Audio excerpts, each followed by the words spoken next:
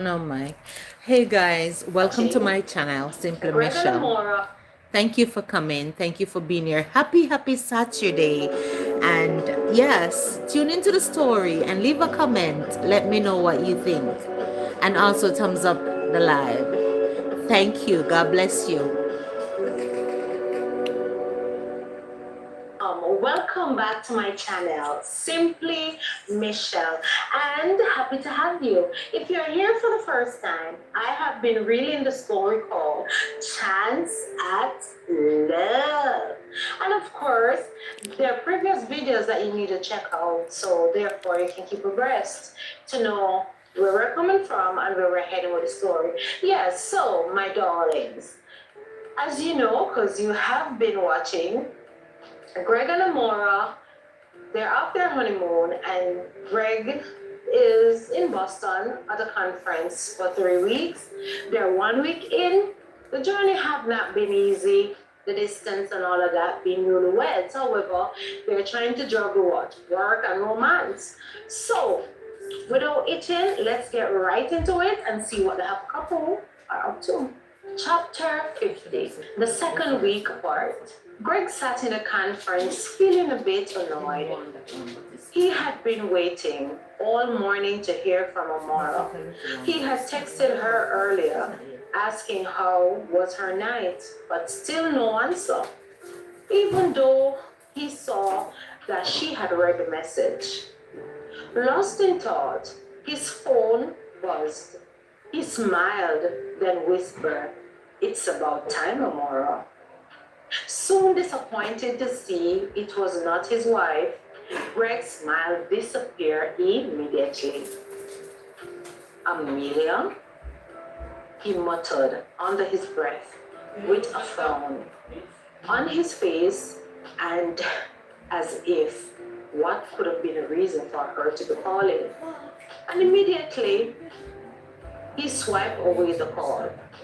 The phone continued to buzz repeatedly. Nevertheless, he refused to answer her. Soon after, Amara texted, "Good afternoon, babe. My apology for taking so long to respond. I have some clients earlier that I wasn't attending to. My night was cold without you. To say I miss you is an understatement. How have your day been? Are you enjoying the conference?" she asked. "Now that I know you're fine, my day is looking rather better. The conference is fine. Can't wait to come home to you, my darling. Sorry to hear your morning was a buzzkill. Anyway, wish I was there to rub your tired feet," expressed Greg. Amora read the text and gave a sharp laugh, loving the idea of Greg rubbing her feet. "I sense something is off. Do you wish to share, or do you rather speak about it later after the conference?" she asked. "I could never hide anything from you, my love," he said. "So what is it? Spill it already," she demanded. "It's Amelia," said Greg. "Amelia? Your ex?" exclaimed Amara. "Technically, for her to be my ex, we would have to have been dating or been together," said Greg firmly. "Okay, anyway, you know what I mean," answered Amara. "Well, she had been blowing up my phone all morning," said Greg. "What the heck for?" asked Amara. "Frankly, I don't know, and I sure as hell don't care," shouted Greg, annoyed. "You mean you didn't even bother to ask?" she said, being angry. Greg got up and went to the men's room to further speak with Amara. This time, he bothered to call, sensing her annoyance. "Hello? Hello, Amara?" "Yes, I'm here," she responded. "No, I didn't answer the call. I just ignore it," said Greg. "You may not want to hear this. Nevertheless, I'm going to say it anyway. I think you should have answered the call, Greg." Why should I? We haven't spoken in the last 5 years. It was just an arranged marriage that neither of us wanted. So why should I answer her call now? Expressed Greg. Okay, point taken, well said. Still, maybe it's just me, but I think you could have answered. Just to find out what she wanted. At least then we'll know what was on her mind, don't you think? To be honest, Amara, my darling, I really don't care what's on Amelia's mind. But if it means that much to you, provided she didn't get the message that I didn't want to call to talk to her, can we talk about you now? Asked Greg. Amora laughed out loud. All right. That's more like it. What's your plan for the rest of the day? Asked Greg, changing the subject. Well, I do have a bowl of chicken feet soup with my name written on it. After which, catch up with my dad. I promised to call him later, after dinner. Sounding good, but something is missing, don't you think? What's missing? She asked. You're kidding me, right? Asked Greg. I'm just pulling your leg, laughed Amaro. Easy, Mr. Loverman. I will not miss I will not miss our FaceTime for anything in the world. So you can calm yourself, said Amaro. So, what are you wearing? He whispered. Uh, Talk about sudden change of events, said Amara, laughing. Arm settled over her as Greg continued speaking soft into her ears in the phone. Where are you exactly? Aren't you afraid of someone hearing you? She asked, feeling blushed. No need to worry. I'm in the restroom. The conference is finished for today. I can hear the others leaving. I am not in any rush. Are you? He asked. No, I'm not. My work is finished for today as well, she responded. The hallway outside the restroom grew quiet. Greg leaned against the sink, the tension of the day finally loosening. Hearing Amora's voice softened everything, the irritation, the unwanted reminder of a past that no longer mattered. He told her how her voice had steadied him, how it reminded him of home, of what was real. In her study in Jamaica, surrounded by half-finished canvases and the lingering fatigue of a long day, Amara smiled, letting his words wash over her like a familiar comfort.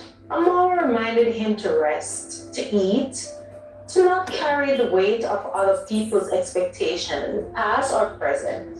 There was no jealousy in her tone, only quiet confidence, the kind that comes from knowing where she stood in his life.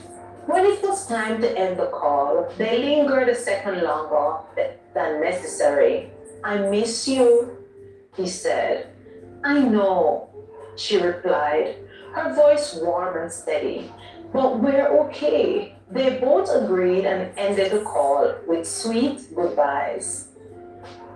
Later that evening, after the bowl of chicken feet soup, a long, soothing bath, Amara rested her head against the back of the coach, finally allowing the day to settle. She had promised to call her father, but before she could, her phone rang. Dad? She asked, between rubbing her sleepy eyes and stretching. Amara, I know you said you'll call, but I couldn't wait, to be honest. I just want to hear your voice, my daughter. It's okay, Dad. I am glad you called. I was just resting. And there was a pause. I have been doing a lot of thinking lately. About you, about about us. And I owe you an apology. One I should have made years ago. Dad, no, let me speak. I didn't listen to you the way a father should. I heard you, but I didn't truly listen. I doubted your choices, your dreams, especially your art. I thought I know better. That hurt back then, Dad, said Amara.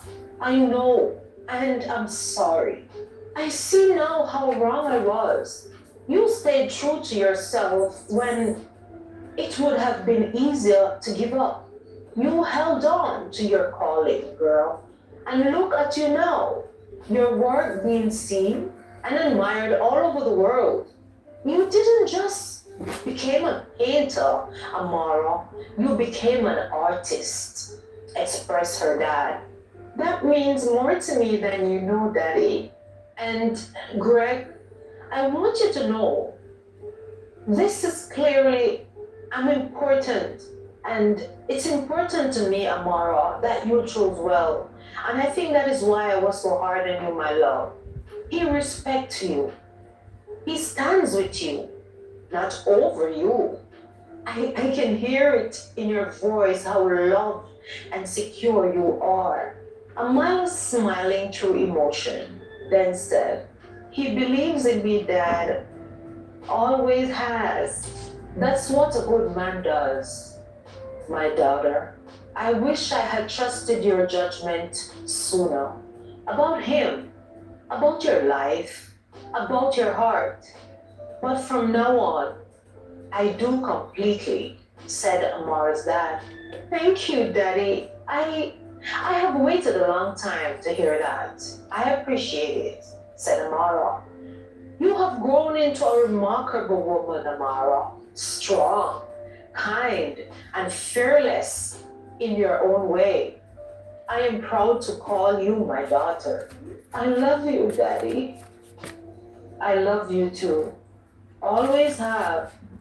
I just wish I had shown it better, said Amara's dad as they ended the Good morning. call. Happy Amara got to her Saturday. Thank you feet, for the thumbs up. walked to the end of the terrace, bracing her hands on the railing. She leaned over, welcoming the cold air from the sea, caressing her face. She needed that to remind her that this moment of release she had just shared with her dad was real. The sound of her phone ringing broke her chain of thought.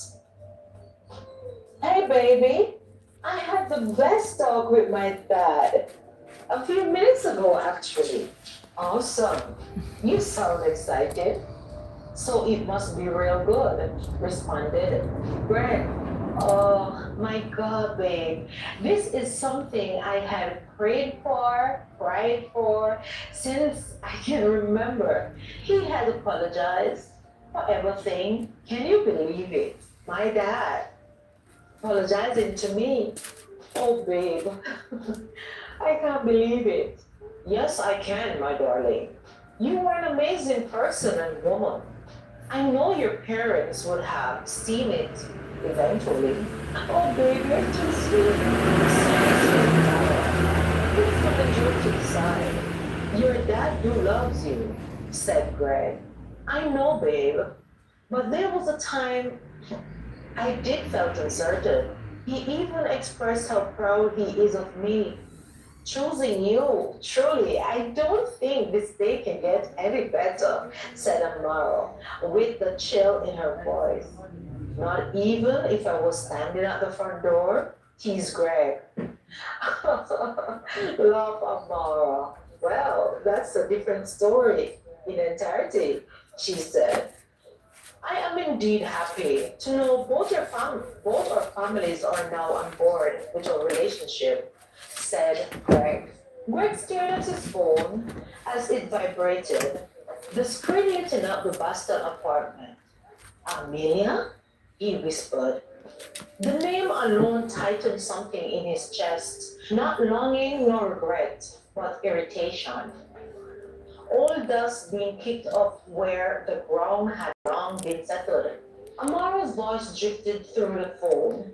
He still held it to his ear, warm with the sound of Jamaica in the background, the hum of insects, the distant laughter of family. Greg, she asked softly, are you still there? I am here, he replied, exhaling. Another call came in, explained Greg. There was a pause. From who? Asked Amara. He hesitated just long enough for her to know. Amelia. Amara didn't react the way people expected wives to react. No sharp intake of breath, no accusation, just calm. I don't have to answer it, said Greg quickly. Neither do I want to. I have told you before, I have no interest in reopening anything from a past, expressed Greg. I know, Amara said gently, and I trust you entirely. Remember what I told you before? She asked. Greg leaned back against the headboard, rubbing his forehead, that sometimes it's better to face things head on. Yes, said Amara. Answer it.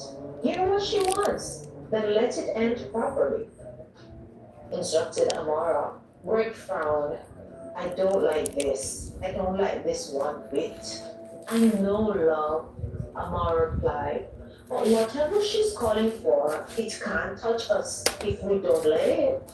The phone buzzed again, more insistently this time. Red looked at the screen as if it had personally offended him. All right, he muttered. I'll answer, but you stay on the line. I'm right here, Amara said, and always.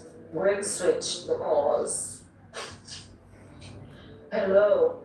There was a brief silence, then a voice he knew, all too well, smooth, deliberate. Gregory? Amelia said. So you finally picked up. What do you want, Amelia? Greg asked flatly. No pleasantries? No nostalgia? She laughed firmly. Straight to the point. Marriage hasn't softened you, I see. So is that your reason for calling me? Greg asked. Another pause. He could almost hear her calculating. I heard you're married, she said at last. Yes, Greg replied without hesitation. I am very unhappily. Happily, she repeated, teasing the word. That was fast, wasn't it? All those years our families planned, and suddenly you're a husband to someone else. What the heck, Amelia? Must be pranking the heck out of me.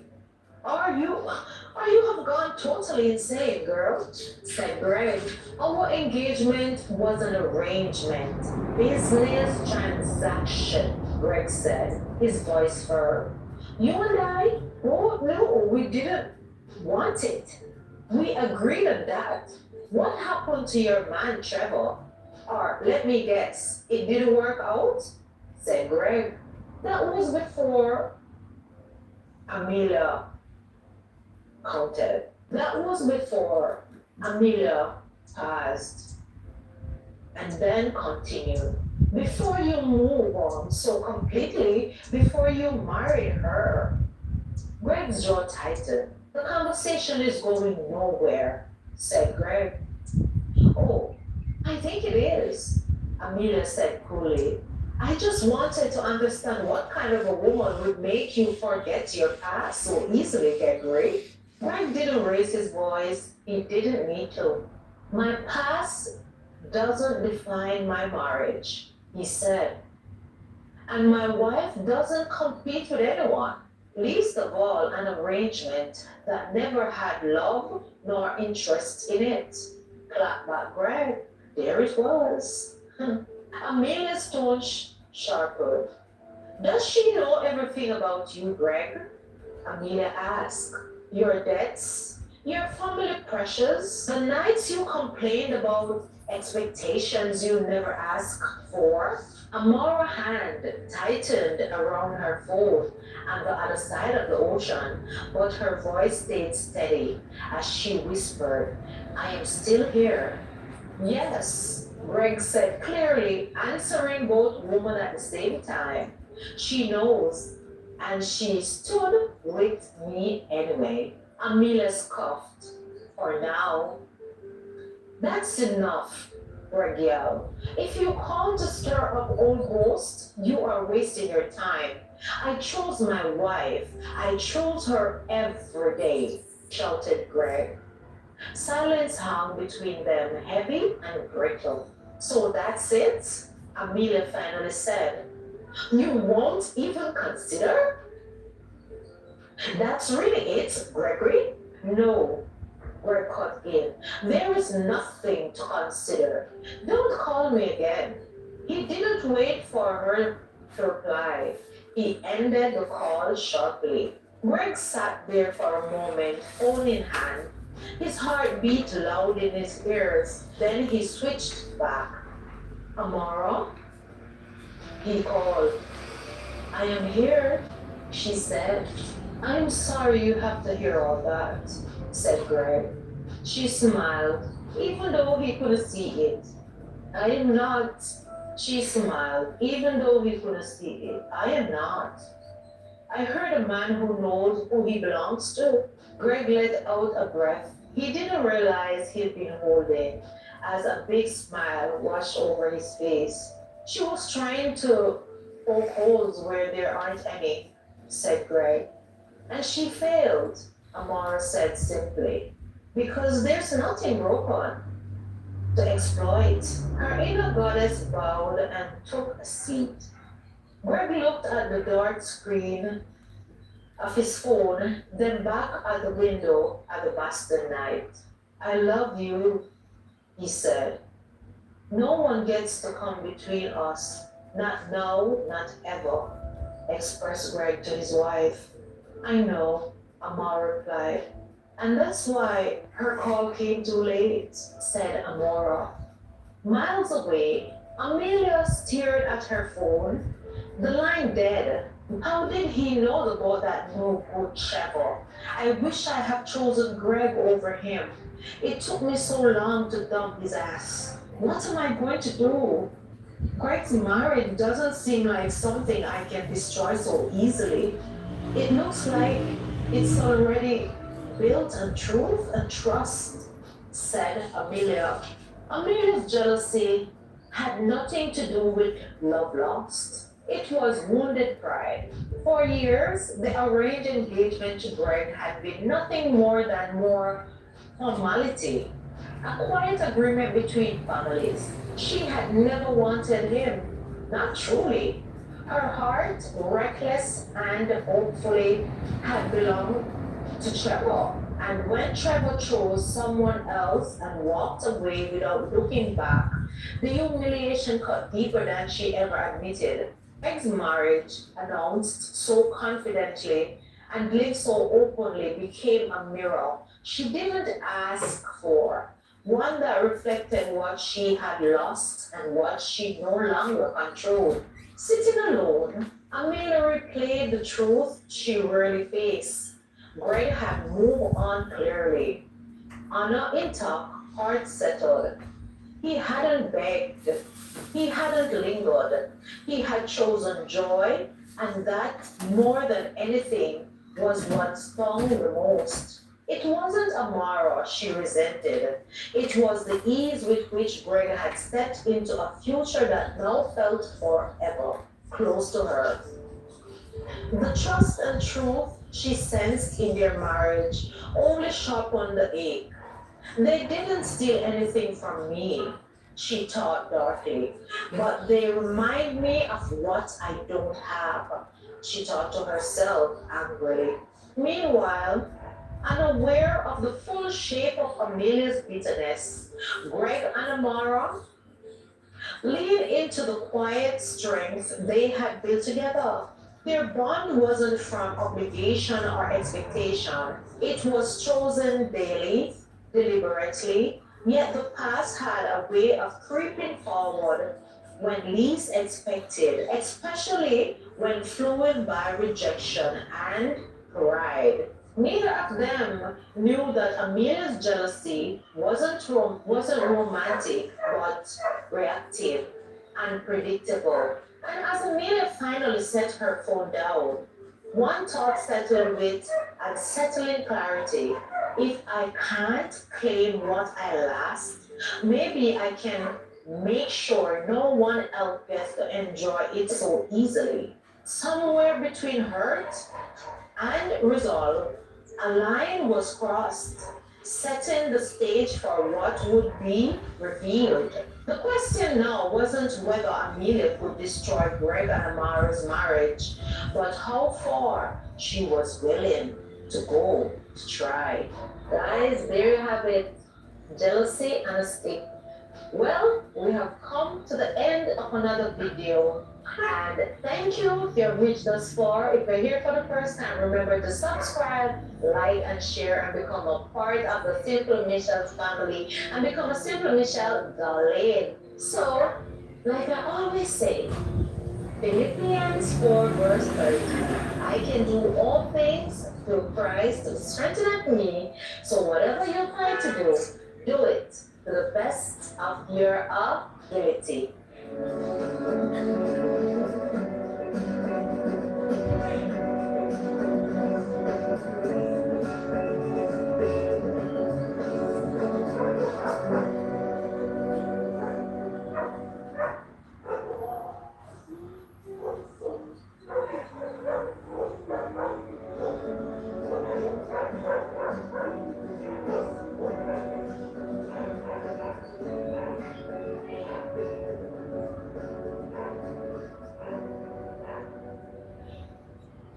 Hey guys, welcome to another video. And if you're here for the first time, welcome to my channel, Simply Michelle. And I have been reading a book called Chance at Love, written by moi, of course. And there are previous videos. So after watching this one, you can just go back and check the others so you can keep abreast of what is happening. And thank you for being here. And without itching, let's get right into the story. Chapter 51. Greg's final week in Boston. Greg hadn't accepted the invitation to stir anything in him. His mother's voice on the phone was warm, almost careful, as if she was handling something fragile. Your father and I are hosting a small get-together this weekend, said Margaret. Friends and associates, we know you're in Boston for the conference. It would mean a lot if you come. We regret that Amara can't be with you for this one. Nevertheless, we hope she'll be available for the next visit, she expressed. Greg stood by the hotel window. The city stretched out below him in silver and gold. His thought of Amara, her laugh, her steadiness, the way she trusted him without needing reassurance. I'll come, he said finally, just for the weekend, though, Mom. Mansion sat high in the upper hills of Boston, gated and luminous, a symbol of the world Greg had grown up in and curiously stepped away from. When he arrived Friday evening, the house was already alive. Soft music, laughter, drifting through open doors, half moving with quiet precision. Greg's parents greeted him with genuine affection. His dad embraced him longer than usual. His mother studied his face, smiling. You look settled, she said.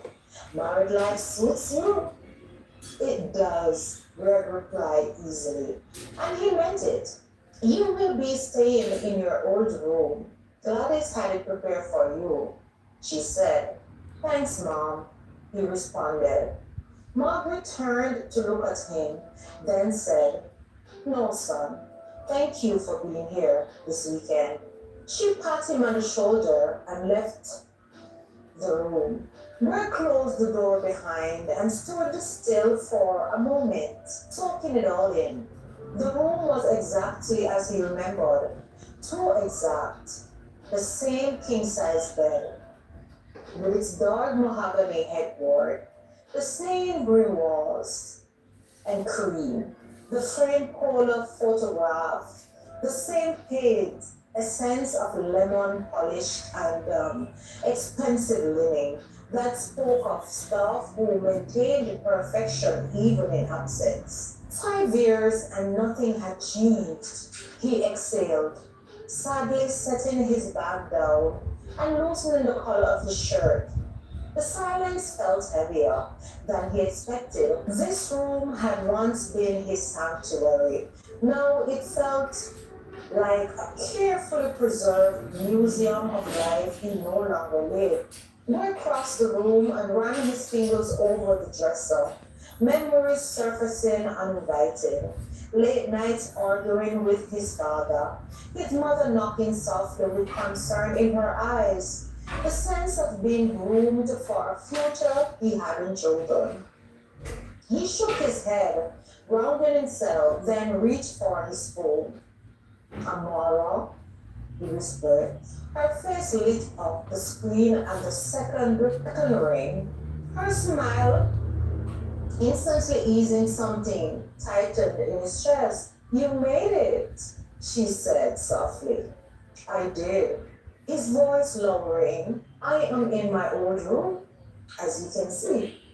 It's strange. It feels like time just stands still here. She smiled gently, though she could hear the distant hum of music and laughter behind him. The function's already in full swing, she said. I figured, show me your room quickly. Let me see what you were like 5 years ago, she asked jokingly. He switched the camera and gave her a quick insight of his past. She laughed and teased him about his wallpaper posters. I knew you would have found it funny. Next time, I'll bring you here with me, he promised, and she agreed. So why are you locked away in your room instead of socializing? She asked. I just needed a moment, he admitted. Needed to hear you before I go downstairs and pretend I fit into all of this again. You always fit where you choose to, Amara said. Remember that. He smiled, genuine this time.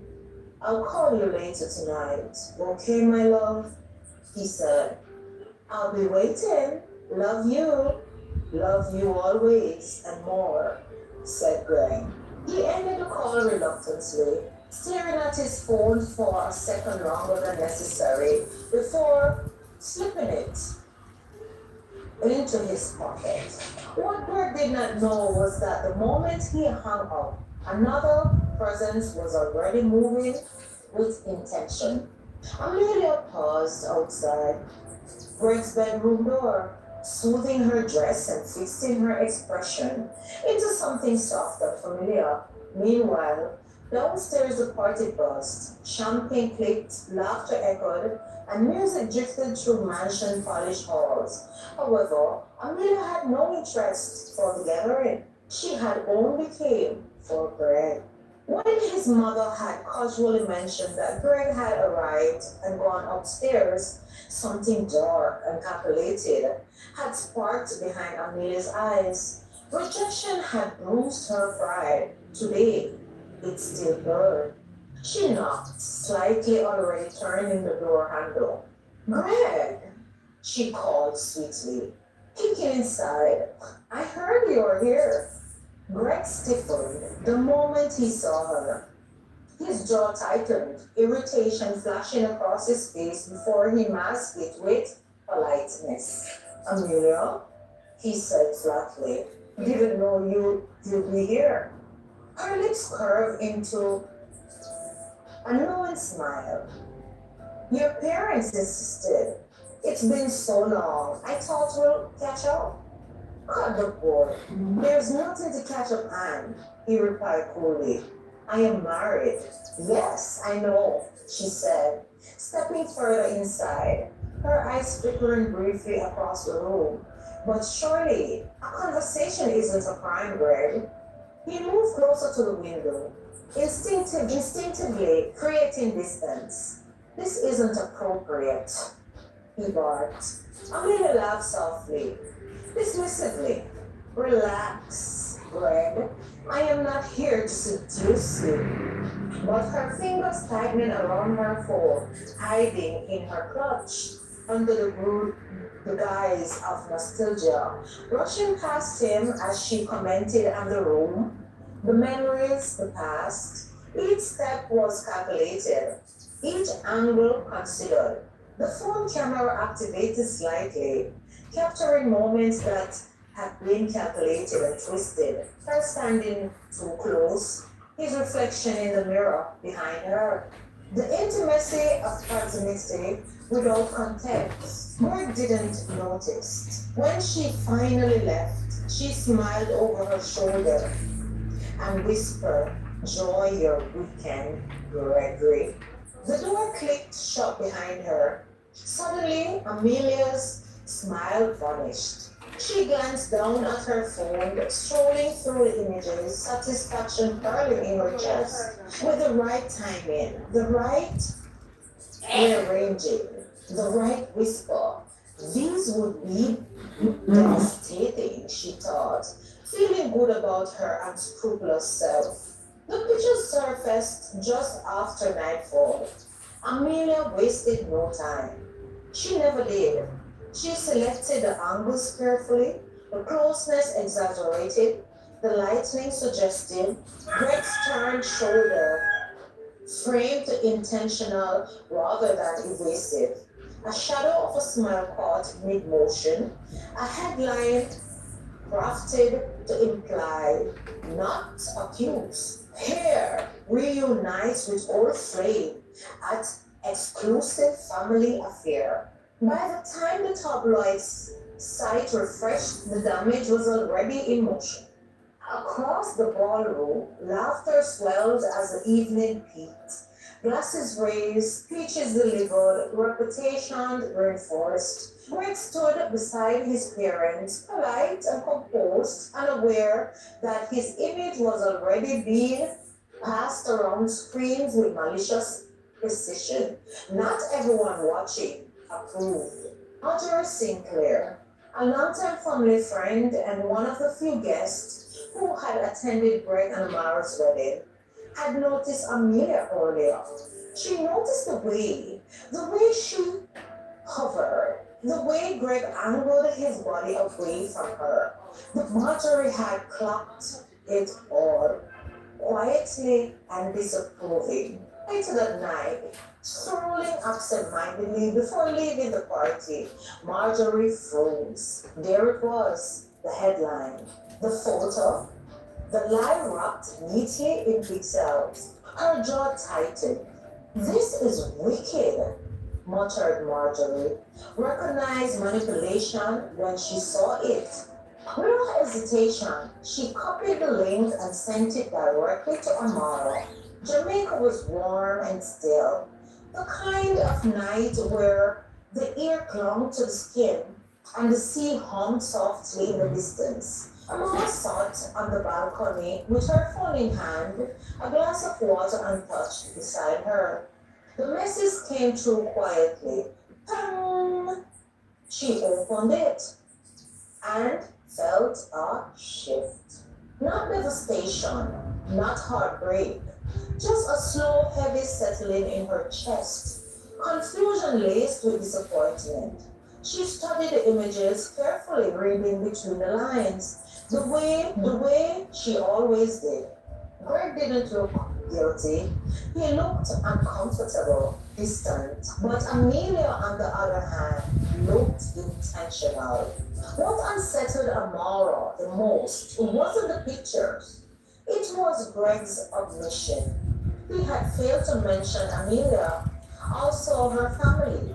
He hadn't mentioned that particular complication at all. As a result, questions began forming, not accusations, not conclusions. Nonetheless, questions. Back at the James mansion, the party wound down triumphantly. The guests departed satisfied. The night declared a success. Greg retreated upstairs, loosening his tie, exhaustion finally catch up with him. "Hey," he said, As Amara answered, her face appearing on the screen. I just wanted to see you before I turn in, he said. She smiled, but it didn't quite reach her eyes. How was the party? She asked eagerly. Long? He chuckled. A lot of people. My parents were pleased. That's good, she replied softly.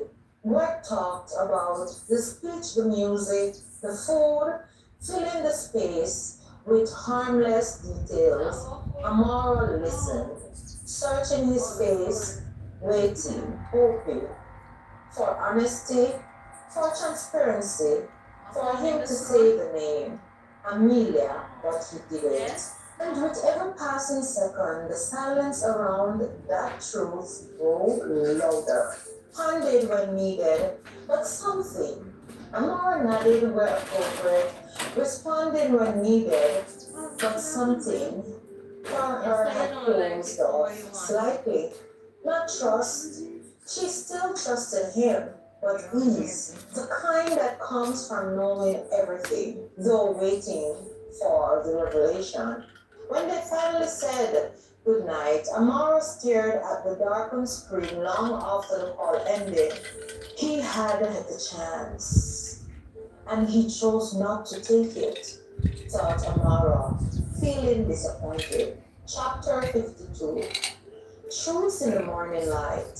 Greg discovered the leak just after sunrise. He was halfway through his Blue Mountain Jamaican coffee when his phone began vibrating endlessly. On the kitchen island, message after message, missed calls, stacking on top of one another. At first, he ignored it, still replaying the stiffness in Amara's voice from the night before. But when he caught sight of Marjorie Sinclair's name flashing across the screen, a knot tightened in his stomach. He opened the link and felt his blood run cold. There it was, his face, his parents' home, Amelia's position far too close for comfort. The headline crafted with just enough poison to imply betrayal without stating it outright. Greg's jaw clenched as anger surged, sharp and immediate. Unbelievable, he muttered. Soon after, his mom, Margaret, appeared in the doorway, already dressed, her face covered with concern, while Harold, his dad, followed close behind, phone in his hand. I have taken it. You have already seen it, Margaret said quietly. Gwen pushed the mug aside, running both hands through his hair. She did this, Amelia. I know she did, exclaimed Greg. Margaret sighed, sitting across from him. We warned her to let the past rest. Surely she had too much to drink or something. This is nonsense. Rubbish, son. And we know it. But nonsense spread faster than truth itself, left alone. No, mother. She hadn't had too much to drink. This was calculated. And she didn't listen. Greg snapped, then softened. Then his voice broke, and he spoke softly. And now, my God, Amora, he stopped. That's when it hit him. Listened instead of laughing. She hadn't been hearing his stories the night before. She'd been measuring his silence. She already knew, whispered Greg. Do you mean? She asked, confused. Marjorie, Mom, she told me this morning. She said she sent an article to Amara last night. His chest tightened painfully, which means when I called her, he paused, then began to speak again. She knew. And I didn't say anything, said Greg, putting the pieces together. Harold leaned forward, firm but clear and calm. Then you must correct that immediately. Do not let her believe you are hiding something, son. Express her own. I wasn't, said Greg, anguish creeping into his voice. I just. I didn't want to ruin the night. I didn't think Amelia mattered. So I didn't mention her being here at the event. Explained Greg. Margaret reached for his hand. Omission can hurt as much as deception, son. You know that? He nodded, swallowing hard. I do now. I will reach out to the tabloids and do some damage control, son. Just make sure to explain everything to your wife and understand how she might be feeling about this, said Harold. Thanks, Dad. You too, Mom. I really do appreciate you both. You know you're always welcome, son. His dad pat him on the shoulder, while Margaret went in for a big hug. He found Amelia later that morning, in the sunlit sitting room, scrolling through her phone as though nothing in the world were amiss. When she looked up and saw Greg standing there, her smile flattened. We need to talk, he said coldly. Amelia set her phone down slowly. About what? You know exactly what, he snapped, tossing his phone onto the table in front of her. The headline glaring up at her. You lowered those pictures. Her lips parted, then pressed together. I didn't force you to stand next to me, she exclaimed. Greg laughed sharply, without humor. You plotted this. You wanted my wife to see it. You wanted to hurt her and me, admit it. She stood, anger flaring. You left me without nothing, Greg. You moved on like I never mattered. There were nothing to move on from. Are you delusional? We were never together. You made your choices, I made mine. Do not blame me for the consequences of your bitterness, girl. Do not, he continued, voice steady but fierce, drop my wife into your misery. I owe you nothing. And after this weekend, you stay out of my life completely. You maniac. Amina said nothing. Greg turned and walked away, not even looking back. Back in his room, Greg sat on the edge of the bed, phone in hand, heart pounding.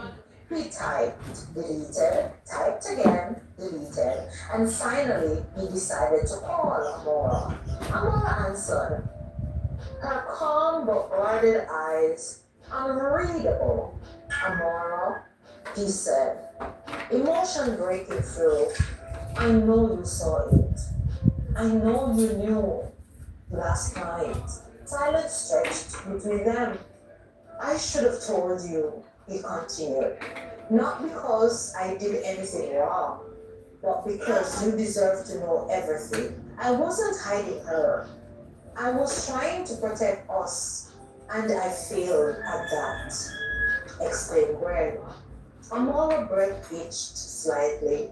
I trust you, Greg, she said softly. But trust need honesty to breathe. I know, he whispered. And I am so sorry. They stared at one another through the screen, oceans between them, both aching in different ways, but still reaching. Greg ended the call, but the distance between him and Amara felt heavier than any ocean. For the first time since marrying her, he wasn't afraid of losing her love. He was afraid of losing her ease. And somewhere deep down, he knew his he knew this weekend may have already changed the shape of their marriage. And he felt a kick in his gut, knowing only too well, I have messed up. Oh my God. There you have it, guys. There you have it. Greg and Amara. Yeah, yeah, Greg and Amara being, what would you say now, stalked by the maniac, what do you call her? Amelia? Surely, sometimes that's how life is. Some people can be really bitter. You don't have to do them anything wrong. They just feel entitled and jealous of whatever success other people, have achieved. Especially when you have been in their circle, and even when they know the truth that they are the one that have made the wrong call, and they're the one who have messed up, and maybe kick you to the curb for whatever reason, move on with someone else. And of course, that didn't work out, and there comes the jealousy. So, Greg is feeling the end of the stick. But guys, stay tuned. Let us see the next video how this all unfold. Will the happy couple rekindle their ease in their marriage and that free love and freedom? Or will it destroy what they have going on? Will this be a true chance at love or devastation? And like I always say, Philippians 4 verse 13. I can do all things through Christ who strengthens me. So whatever you find to do today, do it to the best of your ability.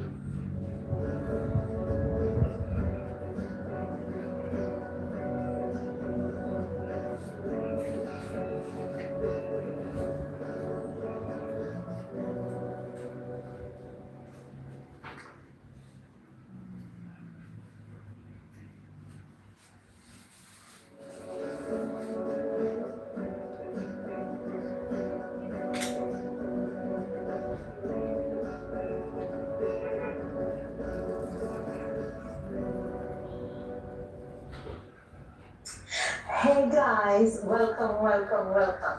Welcome back to my channel, Simply Michelle. And happy to have you, my darlings.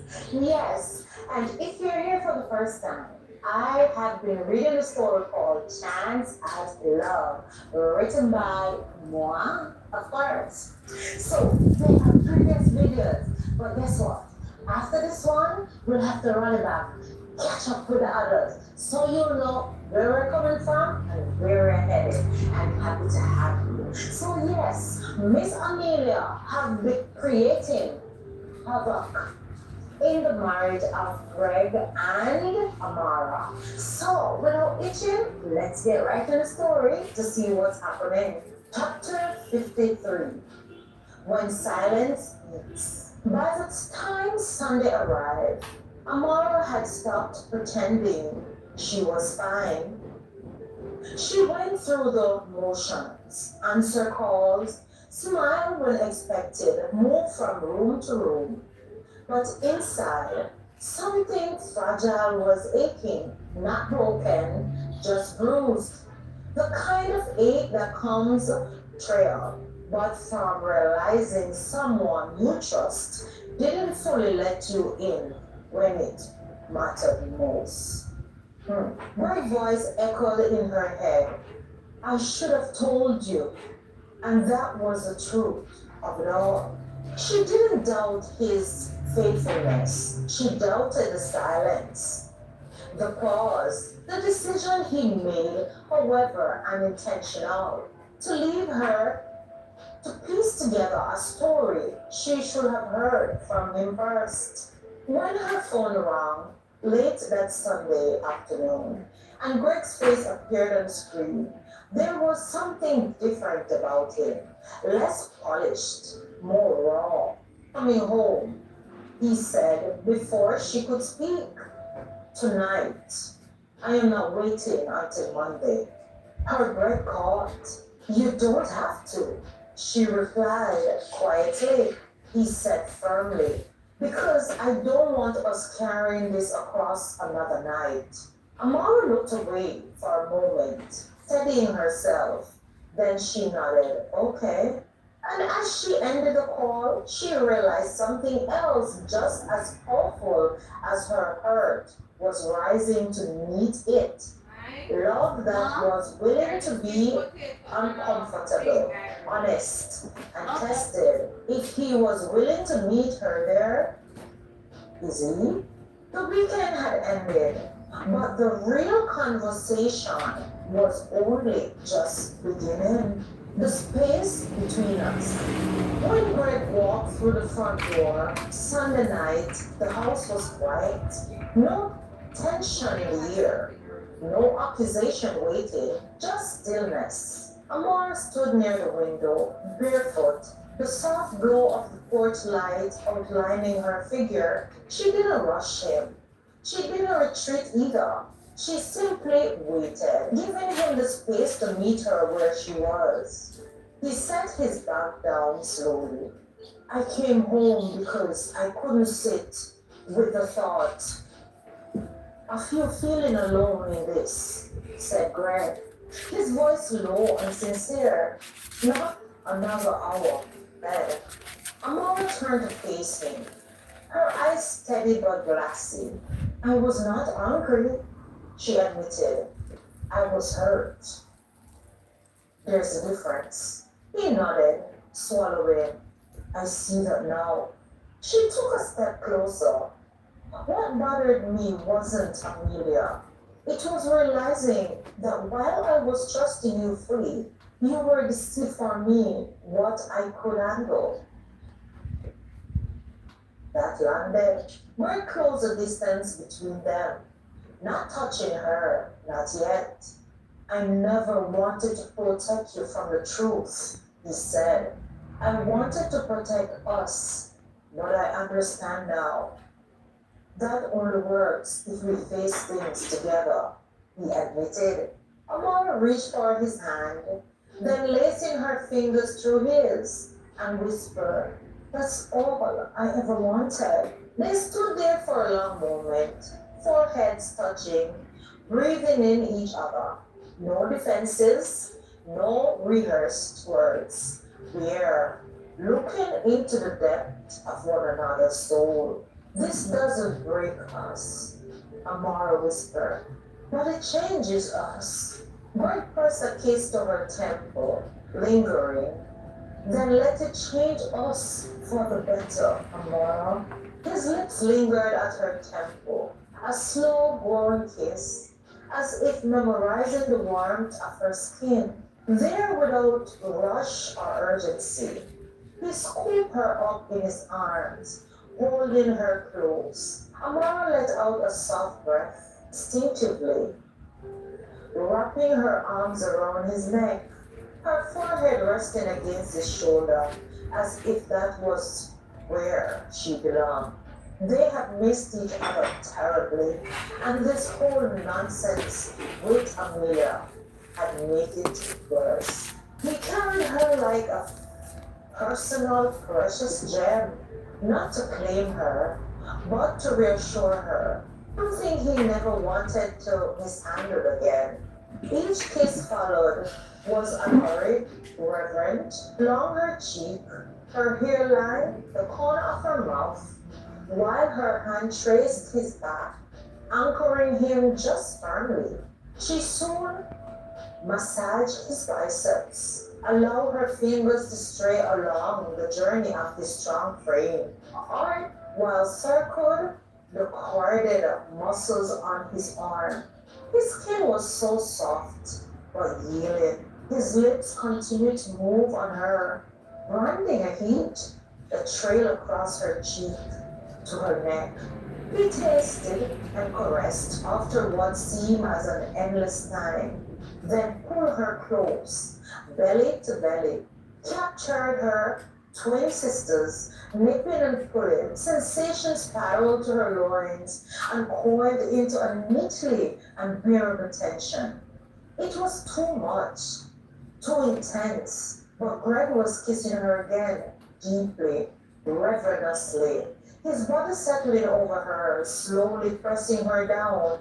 And then the way was made at last.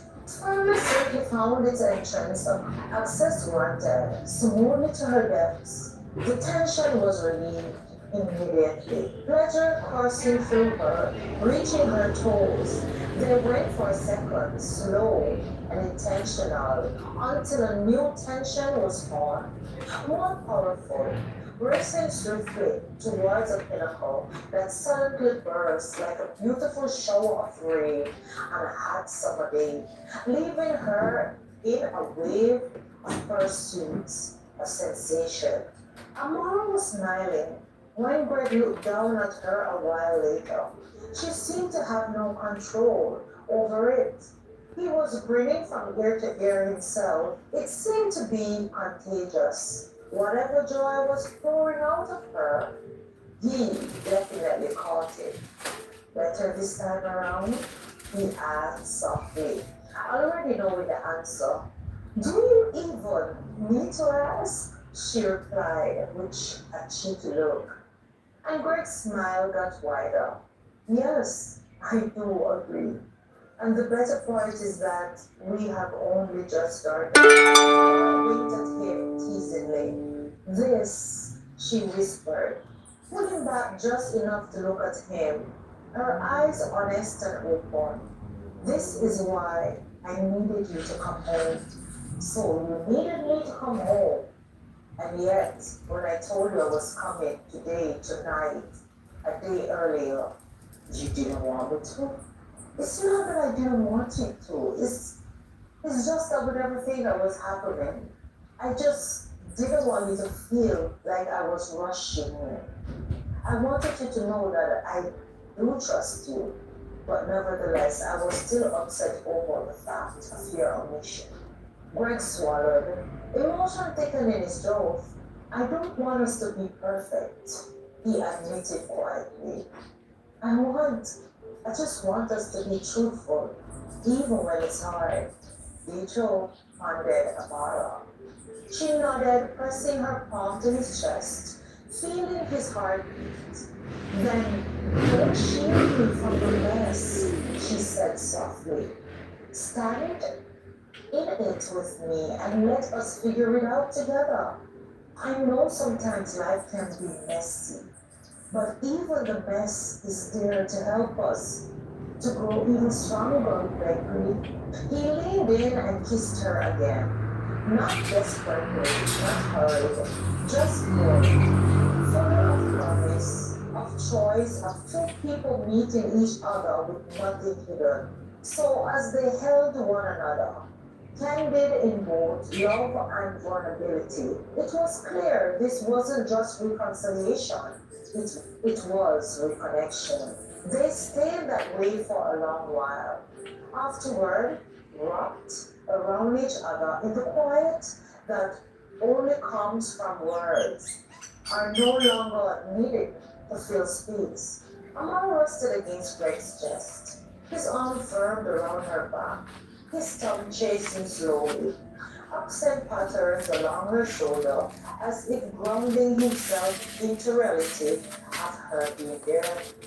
I don't want us ever stop talking like this, she said softly, breathing the silence. Even when it's uncomfortable, I still want us to communicate, she said. We won't, Greg replied, without hesitation. I promise you that. I learned this weekend that silence can be louder than any mistake. So I promise to communicate everything with you, my love. She tilted her head to look at him, studying his face, not searching for guilt, but sincerity. Finding it, she nodded and settled back into him comfortably. After a moment, Greg shifted slightly. There was something else, he said, a small smile forming. I meant to give these to you earlier, before everything spiraled. He reached for the small carry-on he had brought back and returned with a neatly wrapped box, then another, and finally an envelope. Amara raised an eyebrow, curiosity softening her expression. I see you came prepared. Are this guilty? Are this guilty gifts? He chuckled softly. He chuckled quietly, always. She opened the first box carefully. Inside lay a delicate piece of jewelry, elegant and timeless, unmistakably chosen with intention. Her breath caught as the light reflected off the stones. Craig, she whispered, holding her mouth. That one's from me, he said. I saw it 2 weeks and thought of how you carry yourself, strong, graceful, unassuming. She smiled, touched more by his words than the gift itself. Then she opened the second box. Her eyes widened instantly. Oh my! This has Margaret written over it, she said softly, recognition clear in her voice. Greg nodded.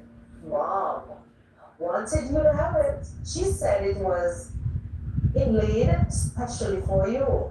She also told me to remind you that your family always. Emotion swelled in Amara's eyes as she gently closed the box. Please thank her for me. That means more than you know. Greg handed her the envelope last, then said, and this. Inside were plane tickets for her visit. She looked up at her husband, surprised. You didn't tell me, she exclaimed. I wanted to be a moment, he said, not an afterthought. Laura laughed softly, shaking her head as she leaned into him again. You know, even when we stumble, we'll find our way back to each other. That's because I don't walk forward without you anymore, Amara, he said, kissing the top of her head and bringing it home. They sat there in the dim light, gifts side by side, rocked in each other's arms.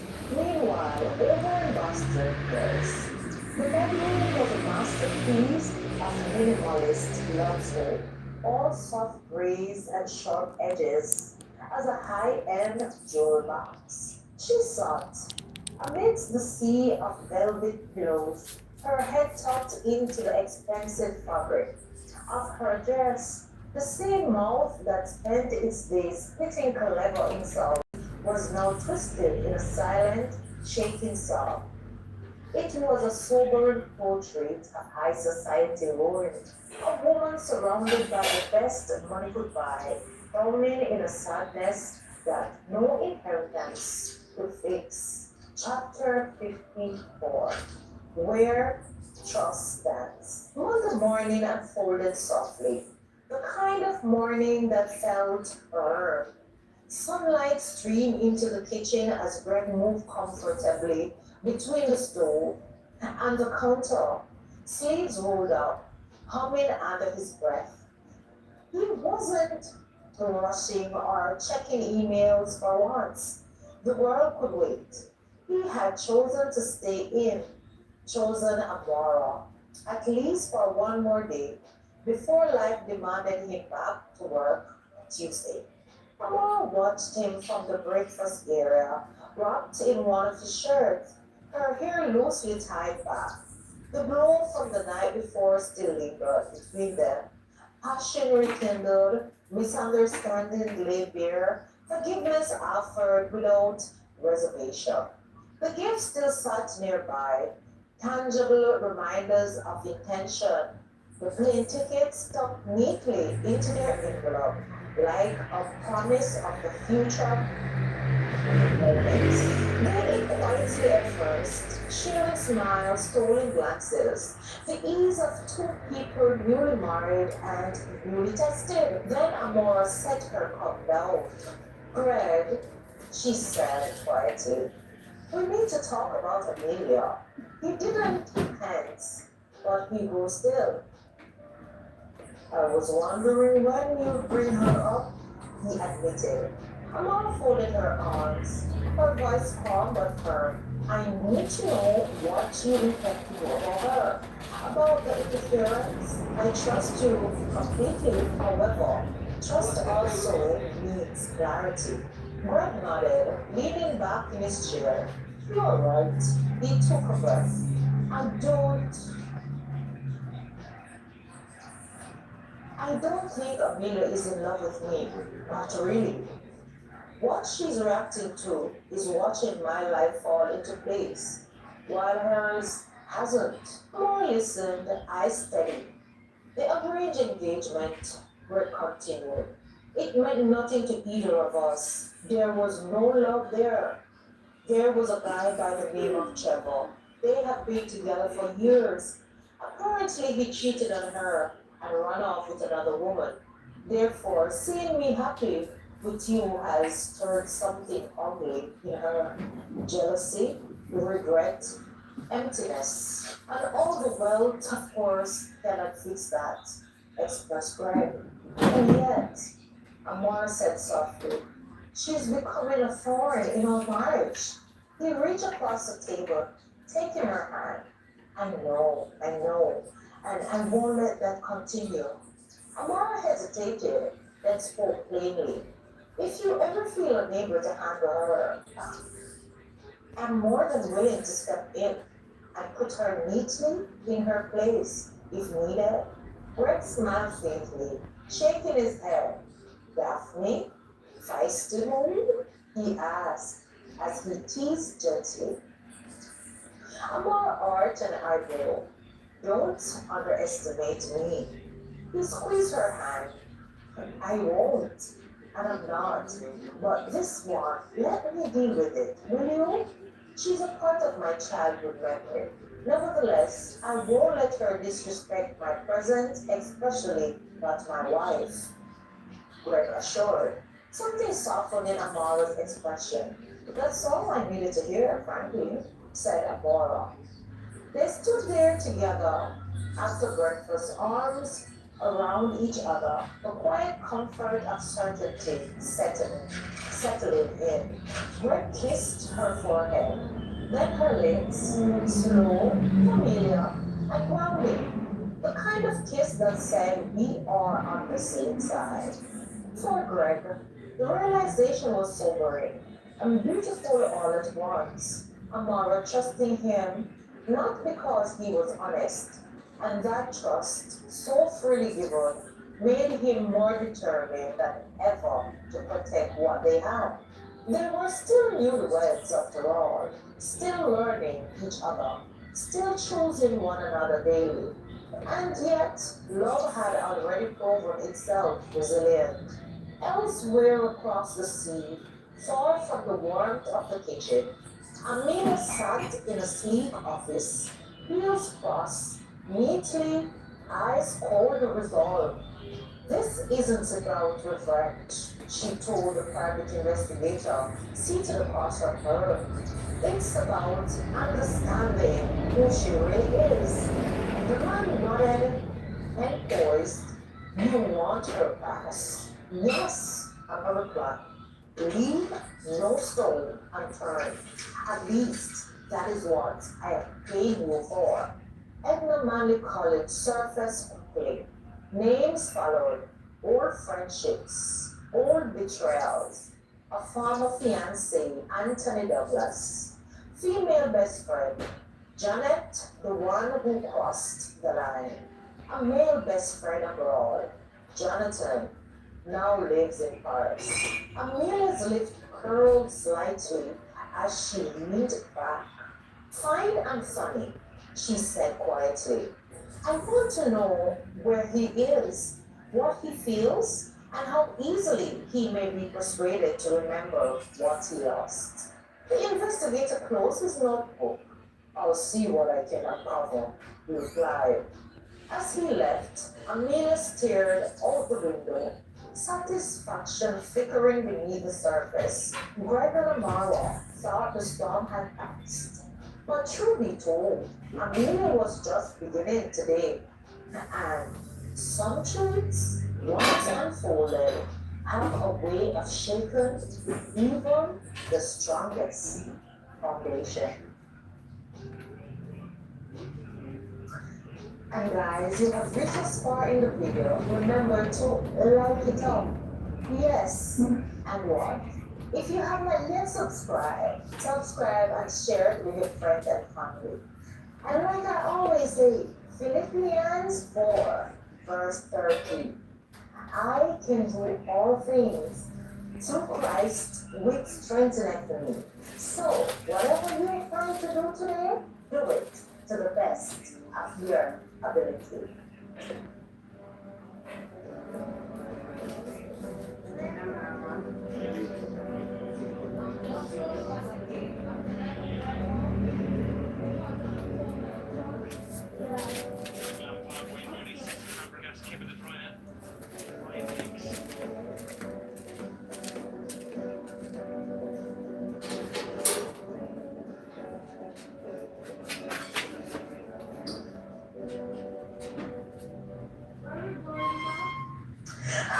guys, welcome, welcome my darling. Welcome to my channel, Simply Michelle, and happy to have you. If you're here for the first time, I have been reading a book called Chance written by Words. And after this one, there are previous videos, so you may have to write it down. And it's for adults, so you can feel rest as to where we are, and where we're headed, and most of all, where we're coming from. So, reality, let's go into that story. Chapter 55. When the past refused to stay buried, the first message came at 6:17 a.m. Emma was shocked, stared at the phone. The name on the screen punched the dirt from her lungs. Anthony Douglas. I come over. For her, I am not to tell. Just like that. No apology, no limit, no acknowledgement. 5 years of silence or betrayal. Emma slowly slid out of bed, careful not to be afraid. She stood barefoot on the cold tile, loving herself, breathing through the sudden surge of anger she had worked so hard to bury. Amara shook her head, breaking from the unpleasant thoughts, kissed her teeth, and mouth back the fall, and muttered, rubbish. That evening, she told Bert everything. He listened quietly, jaw tightened, but his response unsettled her, even though he didn't say much. A few days later, the knock at the door came deliberately. 3 metal pops against the wooden surface of Greg's neighborhood. Precise enough to suggest confidence, too confident for a visitor who didn't belong. Amora had felt it before she heard it. The tightening in her chest, the sudden stillness of the air. Greg, standing at the sink, rinsing his coffee mug. Welcome, guys. Thank you for the thumbs up. I appreciate it. Remember to thumbs up as you come in. Thank you. Amora didn't need to ask who it was. The past have a way of announcing itself without introduction.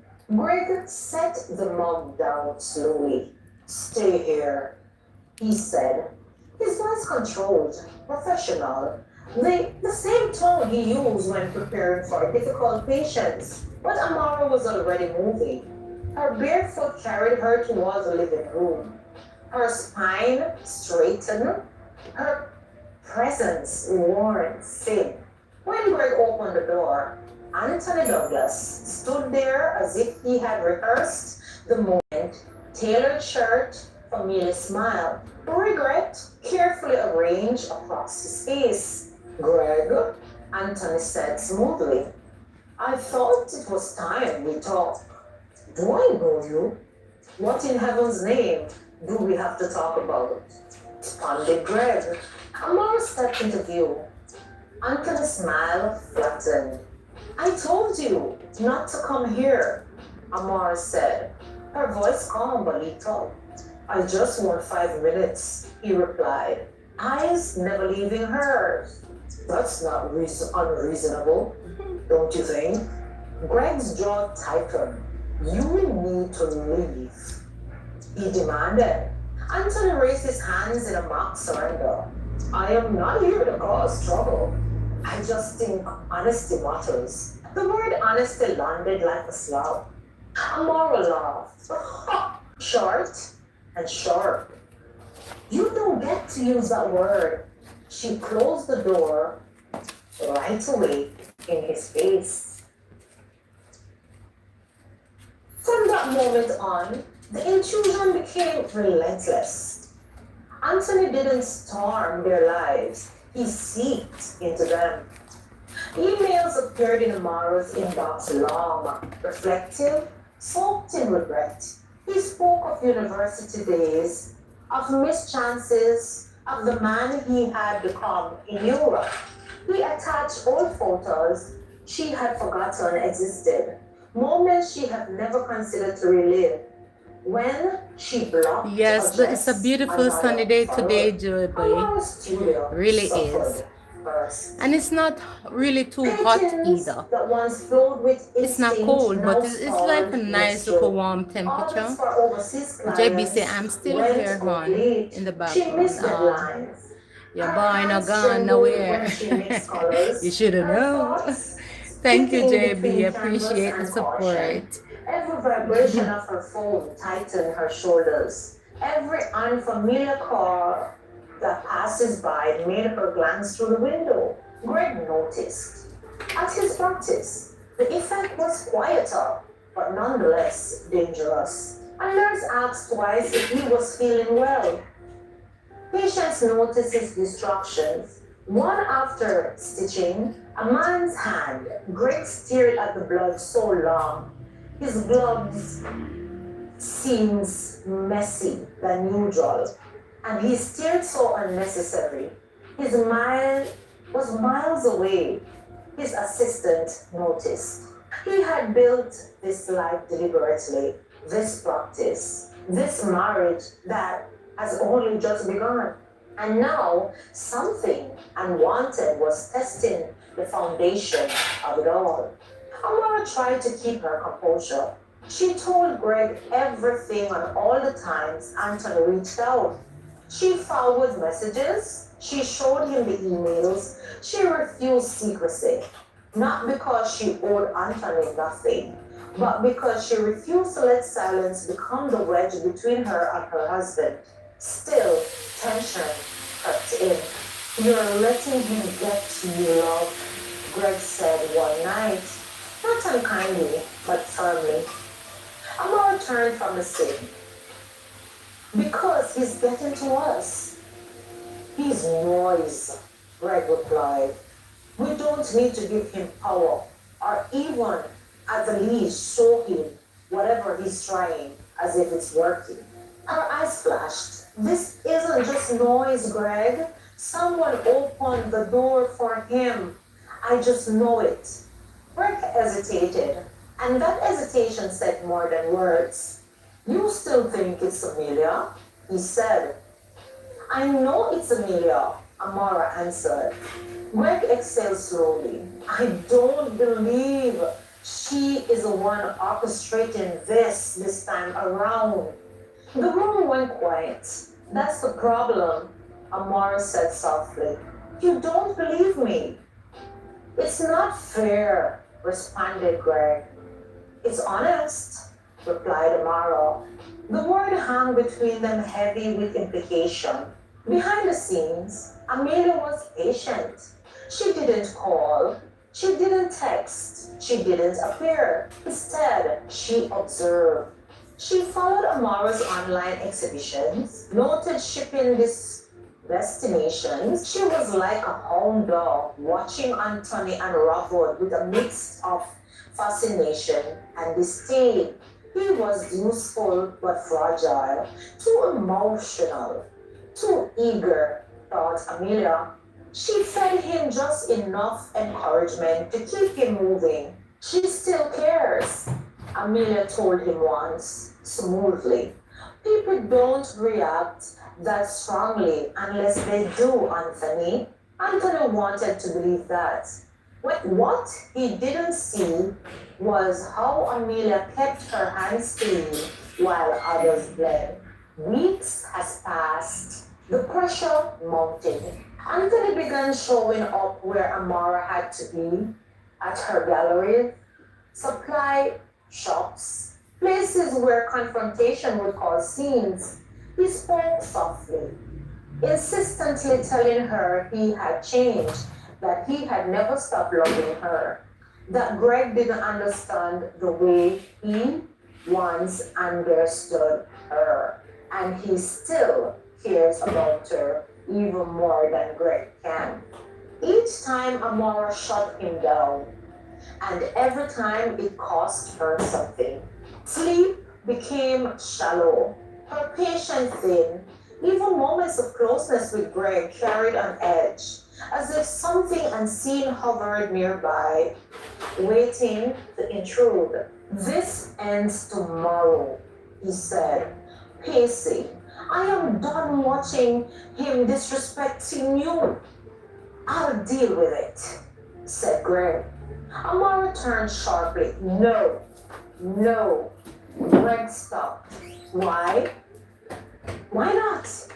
Because that's what he wants, she said. And because this isn't just about him. Her voice trembled, not with fear, but frustration. You're still protecting Amelia. I don't give 2 cents about Amelia. I am protecting us, said Greg. Amara shook her head slowly. You can't protect us by denying what's in front of you. And now, this, and she stopped. And there was once again silence, heavy, unresolved. They went to bed that night without touching. By morning, the weight of it all sat between them like a third presence. Sorry. Greg left early for the clinic. I'm coming, Unresolved Joby. anger Soon read what tightening you his said. shoulders. Amara stood in her studio staring at a half-finished painting, colors clashing, harmony lost. Her phone buzzed again. Another message. Another reminder that the past was clawing for relevance. She deleted it. But the damage lingered. Because when trust is tested, it isn't the truth that hurt first, it's doubt. And doubt had begun to take root. As Greg drove to work, his thoughts darkened. No longer cared whether Anthony was acting alone or not. He cared that this man thought he could walk into his marriage without consequence. Tomorrow, he would confront him, thought Greg. Upfront and personal. Final. Neither Greg nor Amara realized that Amelia had anticipated this moment, and she was counting on it. Because the most dangerous fractures in a marriage don't come from betrayal. They come from pressure applied at exactly. Imagine, JB, you give me wrong such a beautiful moment. compliment, Chapter and I didn't get to 56. read it yet, and I moved the camera off. So I'm putting it back, my darling. Anthony where he expected to. Not hiding. All right, it's right back. Standing boldly at the edge of the arena Thank you, cafe JB. in Miguel, sunglasses on. Pastor relaxed, as if he hadn't been slowly poisoning a marriage he had no right to touch. Anthony turned just as Greg approached, a faint, knowing smile pulling at his mouth. And in that instant, something in Greg's knocked clean in two. You've got nerve, Greg said, voice low and dangerous. Anthony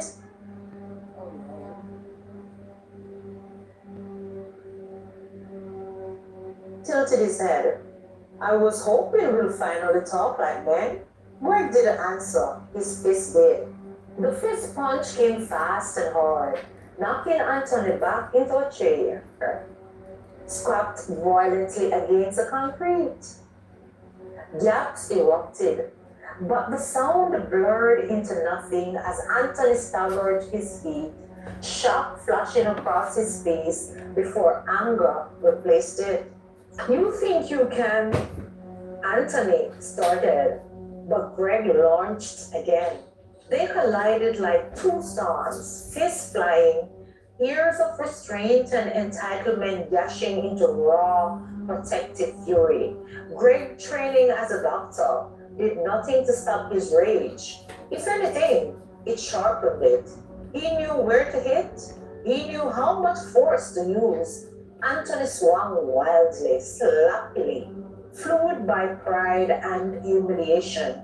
But Greg's blows landed with precision and purpose. Then Amara screamed, "Stop! Greg, stop!"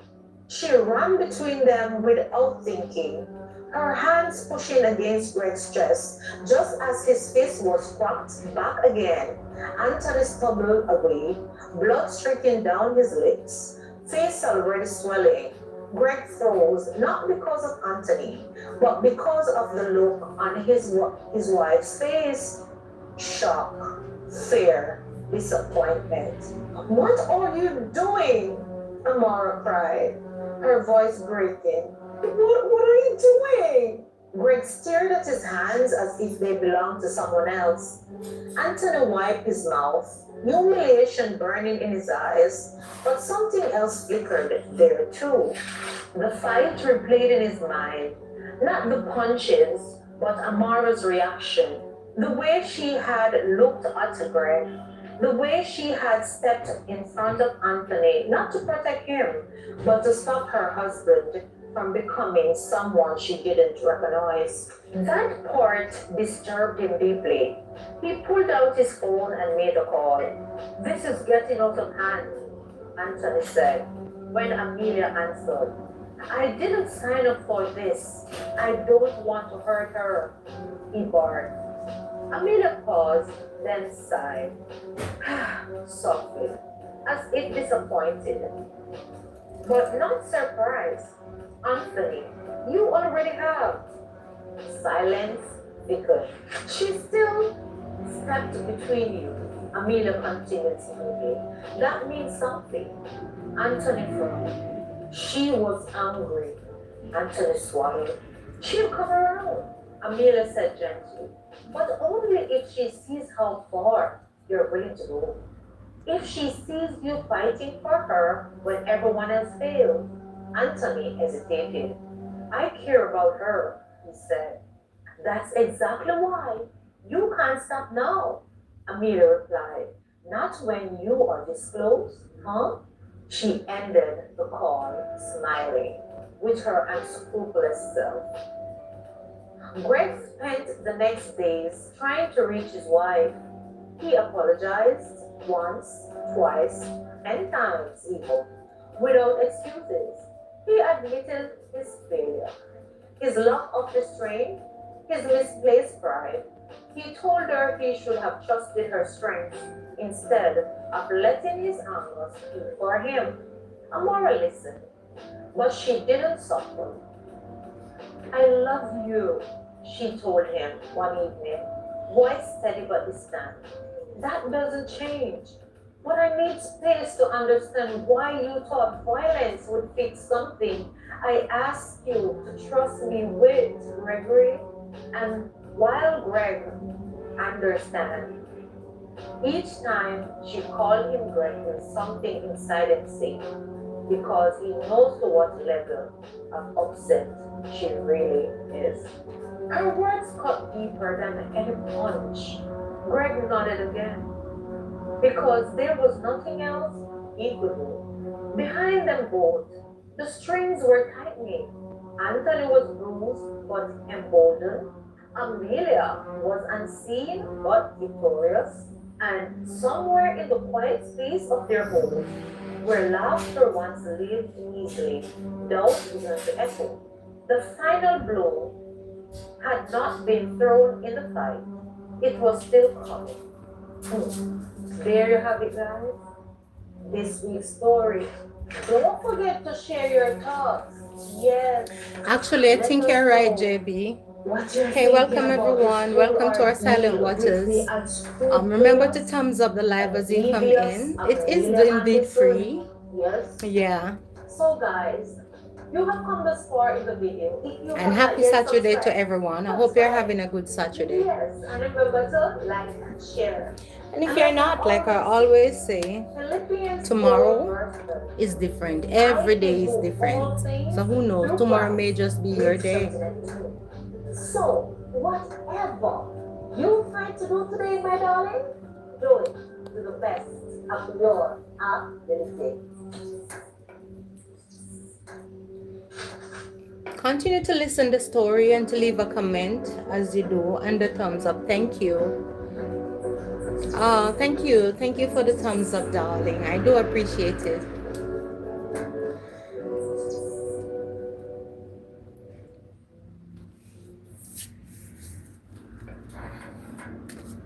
Not face this alone. And she reminded him, as only a grandmother could, that strength didn't mean silence. I know you need counsel, she said. If your spirit get weary, Call me day or night. I am here ready to pray with you both. Or better yet, whisper a word of prayer unto the Creator. And as I said, his ears are not heavy, that he cannot hear, nor his hand short, that he cannot deliver. I know you are young people, but trust me, prayer works. Continued her grandmother. When the call ended, the room felt quieter, but not empty. Amora knew that her grandmother was a spiritual woman and she took confidence in her words. Amora leaned into Greg's chest, and for the first time in days, they prayed together, not long, not rehearsed, just honest words with genuineness spoken softly, hands clasped. The intimacy returned slowly, not passion, not yet, but closeness, the kind that said, we are still here. 2 days later, Amara's mother invited her out. Amara agreed, though her heart wasn't fully in for it. They were halfway through lunch when the air shifted. Anthony. He appeared like a ghost from a life Amara had long buried. Hesitant, thinner, eyes darting as if he expected someone to be watching. He greeted Amara's mother respectfully. She knew him, after all, knew who he once was to her daughter. She once loved and welcomed him into their family, even blamed Amara for their breakup once, until they found out the truth. With her best friend that Janet be cheated and run off, eloped even. Hazel answered him in her throat, glaring with fire in her eyes, reliving what he had done to her child. Anthony, not expecting to see you here, Hazel spot, ready to tell him off. But Amara sighed and signaled to her, Mom, it's not worth it. Leave it alone. Anthony was about to answer Hazel, but Hazel cut him off and gave him a glare that said, Boy, I don't want to hear anything you have to say.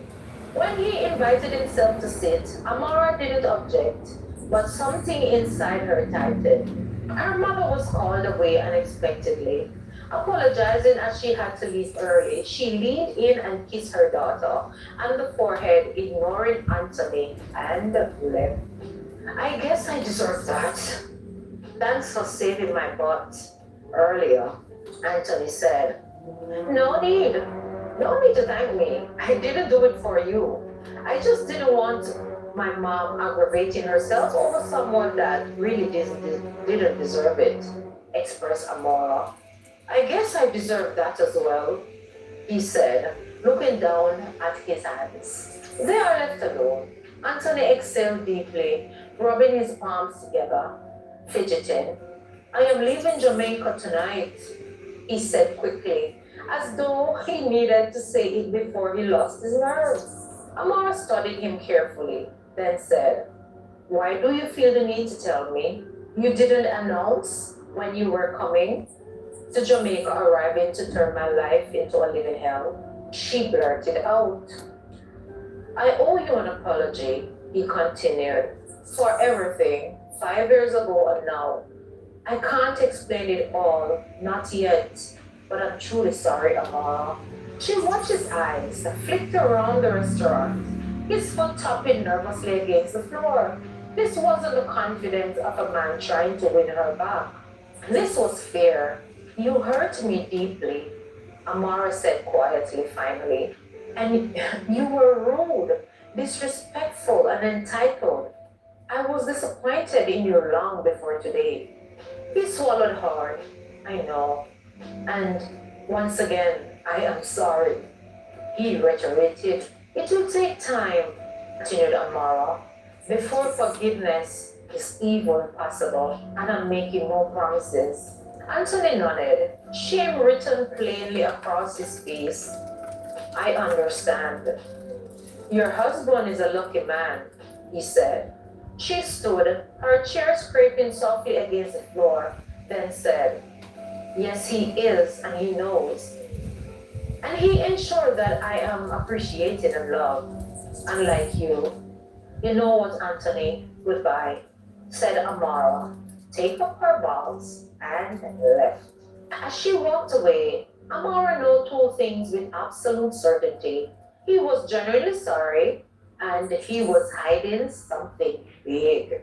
That evening, the truth finally surfaced. Greg's investigators, quiet, relentless, confirmed what Amara had felt in her spirit all along.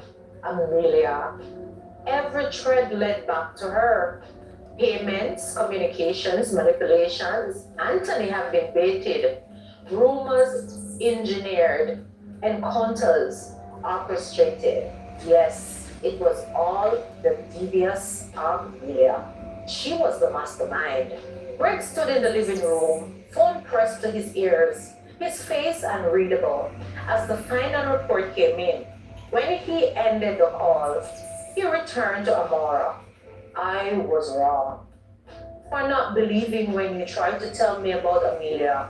He said simply, and I'm sorry. She nodded, emotion tightening her throat. Thank you for saying that. I appreciate the apology, said Amara. He didn't waste another moment. Greg called Carlyle, then others, men overseas who knew how to find people who didn't want to be found. Find her, Greg ordered calmly. I don't care how long it takes. Amelia vanished that same night. No address, no flight records, no digital trace. She fled so completely. It was as if she had dissolved into thin air, leaving nothing behind. Unanswered questions and burning bridges. Anthony disappeared too, leaving Amelia into the fire she had lit. Meanwhile, up north, in upper society circles, the news spread quietly but swiftly. Seems like Amelia has been down this road before and have burned a lot of bridges. Greg's parents, the James family, were furious. Friends of the Andersons for decades, tied through business and influences, they had reached their limits. For the first time, loyalty shifted ambiguously. Their son came first. They confronted Amelia's parents, holding them accountable, making it clear that what their daughter had done was unacceptable, destructive, and shameful. Business would continue, but trust had been fractured. The Andersons were stunned. Their daughter was spoiled and selfish. However, they didn't know she would go this far. Amelia was nowhere to be found. That night, Greg held Amara close. They were not fully healed, not fully at peace, but they were together. And somewhere far away, in a place no one could trace, Amelia watched events unfold, her illusion of control slipping, her safety eroding quickly. She had underestimated one thing: love that prays back fights harder. And as Greg's search intensified, one truth loomed heavier than all the rest. Amelia could run, but she could not hide forever. A coastal town where someone thought they had saw her, a woman with expensive pasture dressed down in borrowed clothes, eyes darting, head lowered, clutching a phone she barely dared to turn on. The message reached Greg late one night. Possible sighting, not confirmed. She looked afraid, read the message. Greg stared at the words longer than he expected.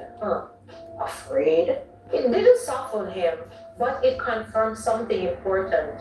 Amelia was no longer playing her morbid game.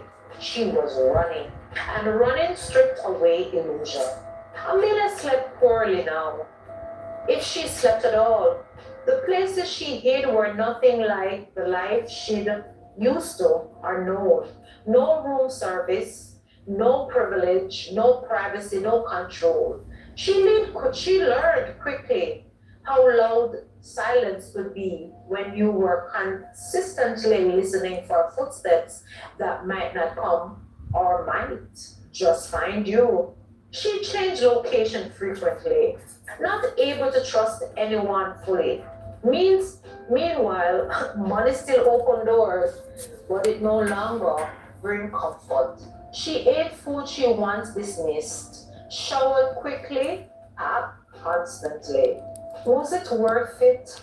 She asked herself, sitting in the dark. She remembered Amara's face, calm, steady, love. She remembers Greg's resolve, not rage, but certainty. For the first time, Amelia began to understand that jealousy wasn't power, it was hunger. And hunger always consumes itself. Back in Negro, something else was happening. Greg and Amelia were healing. Not loudly, not perfectly, but intentionally. Greg refused to let the chaos define their days. He cooked more now, played music Amara loved while she painted again, slowly at first, tentative, strokes finding rhythm. He planned small surprises, a drive at sunset, a dinner on the beach, candles flickering against the sound of the tide. No grand gestures, just consistency. At night, they talked more about things that had happened, fears, boundaries, expectations. Greg listened more, while Amora spoke more honestly. Intimacy returned not as fire, but as warmth, the kind that stays. They were stronger for having been tested, not untouched, but unbroken. Amelia's parents finally reached out. The call was heavy with shame. They apologized sincerely for their daughter's actions. Greg listened respectfully, his tone firm but composed. I appreciate your apology, he said, but you cannot end with words. Amida needs to face consequences. She has hurt my wife and my family and herself even express regret. They agreed. For the time, Amida's privilege had limits. News traveled and quickly, but far. Ben and Tessa called first thing as they got the news. Voices full of concern. Others followed friends, family, people who love Amara and Greg enough to check in without gossip, without judgment. Amara's brother was furious. I should have handled Anthony myself, he snapped. I had no idea that Jerk was back. Her dad, usually reserved, was openly angry, not at Greg nor Amara, but at the audacity of anyone who thought they could disable or destabilize his daughter's peace. The court surrounded them like a shield. A community was formed. Far away in England, Anthony tried to resume his life. However, it didn't work. Music was his life, but it came slowly now. Sleep, even slower. Guilt followed him everywhere. He severed all ties with Amelia, locked numbers, changed contacts, cut every possible line. He knew one thing clearly. Amara had not deserved any of it. And that husband of hers knows how to pack a mean punch. And regret, once ignored, had a way of demanding attention. One evening, Greg and Amara sat on their balcony, enjoying the warm sea air and quiet. She's still out there, Amara said softly. Yes, Greg replied, but she's not here. Amara leaned into him.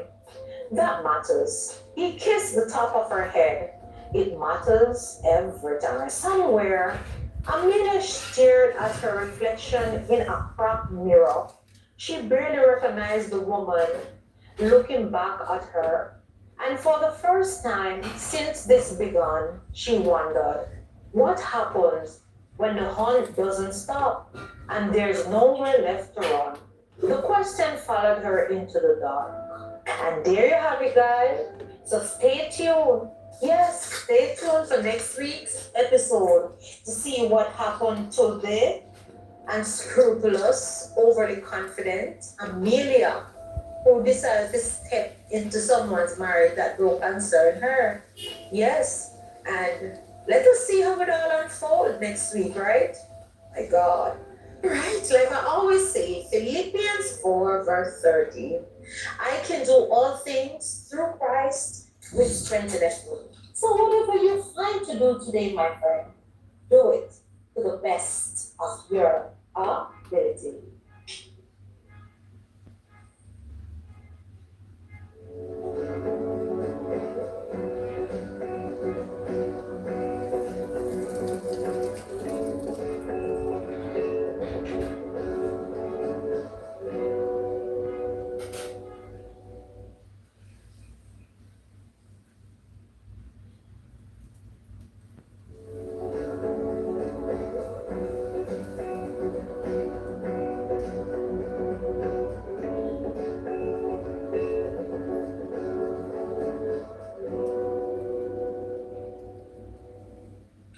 Hi guys, welcome to my channel, Simply Michelle. And I have been reading the story called Chance at Love, written by one And yes, the story is going.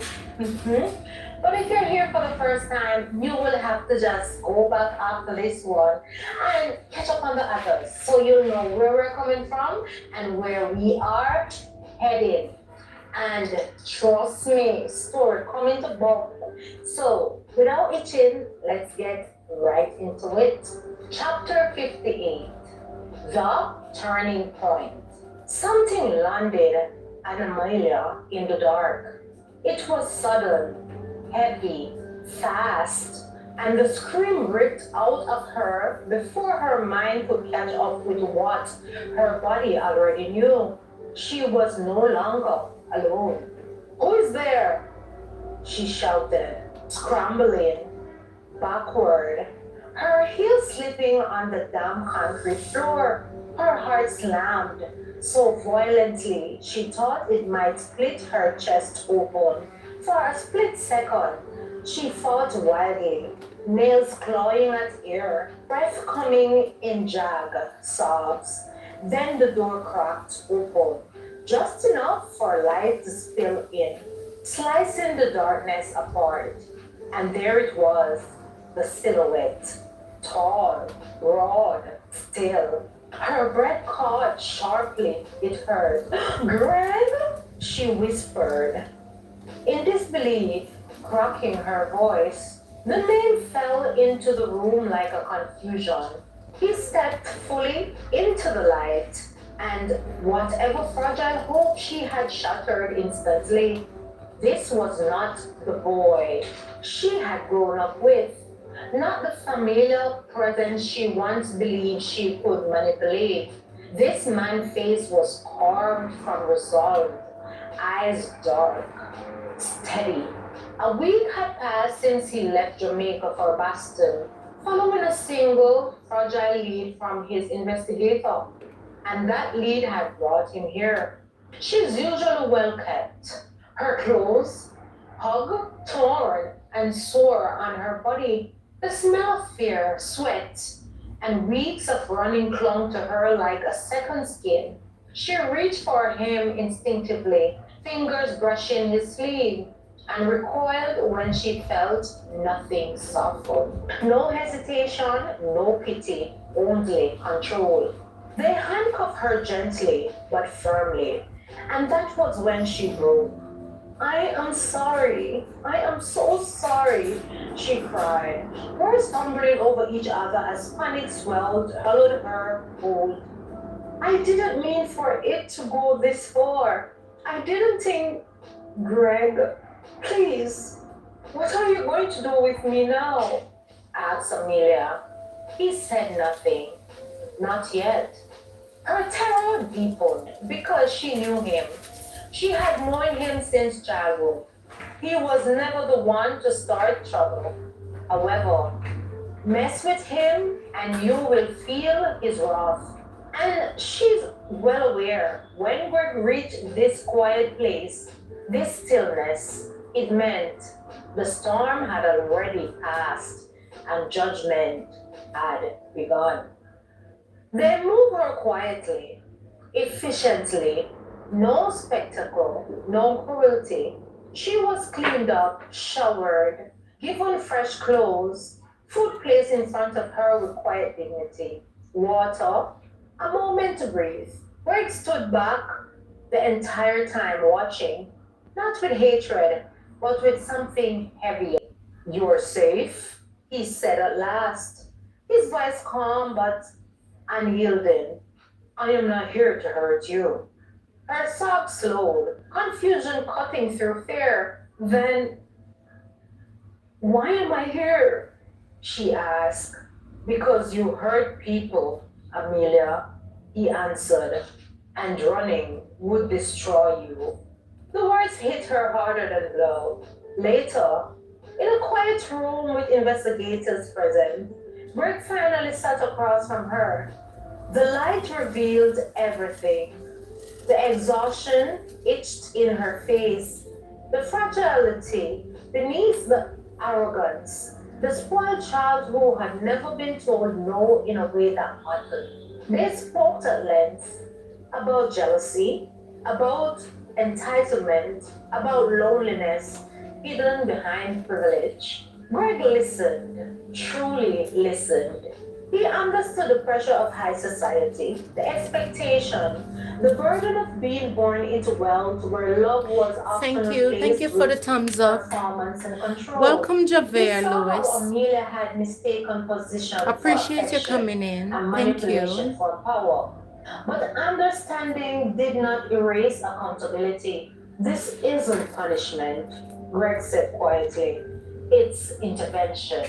He made it clear there would be consequences, therapy, accountability, separation from the environments that fed her, delusions, no more protection through status, no more unchecked access to people's lives.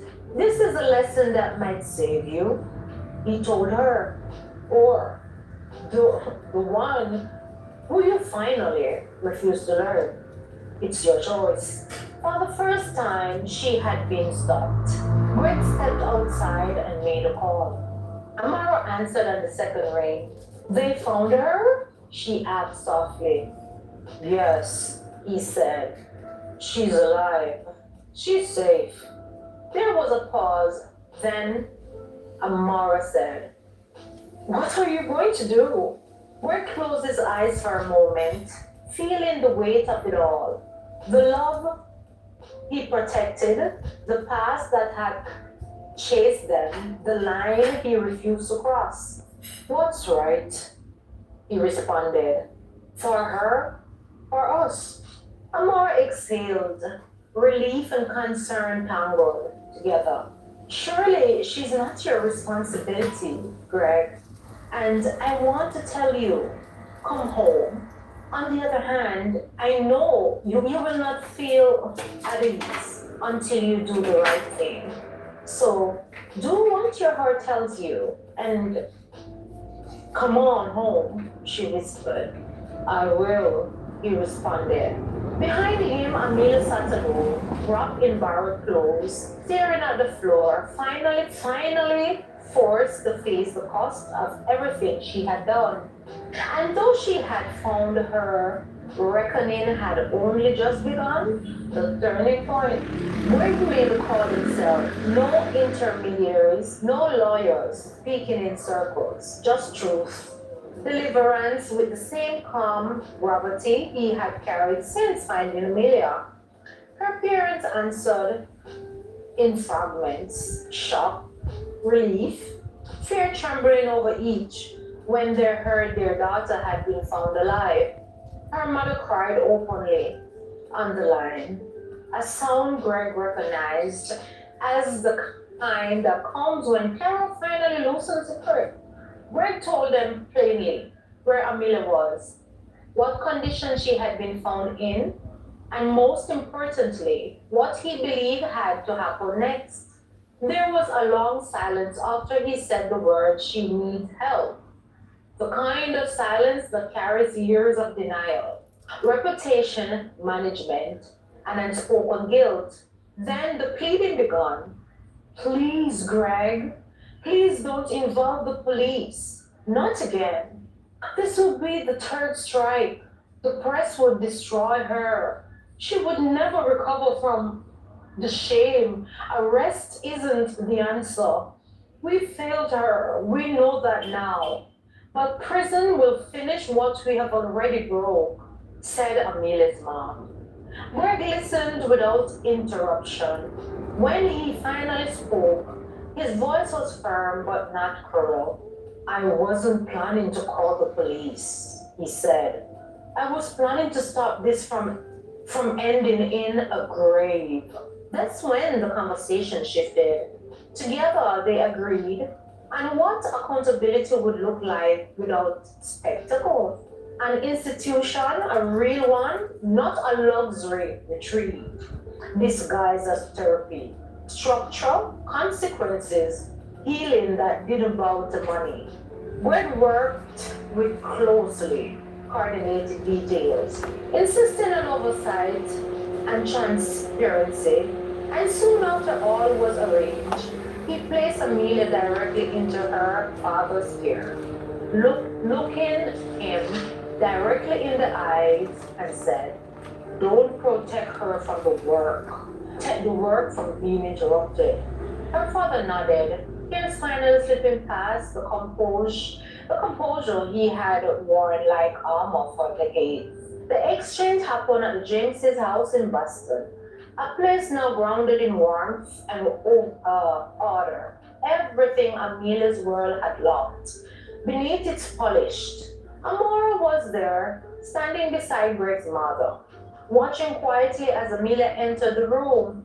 Amelia froze when she saw her. Shame hit her so hard she physically staggered.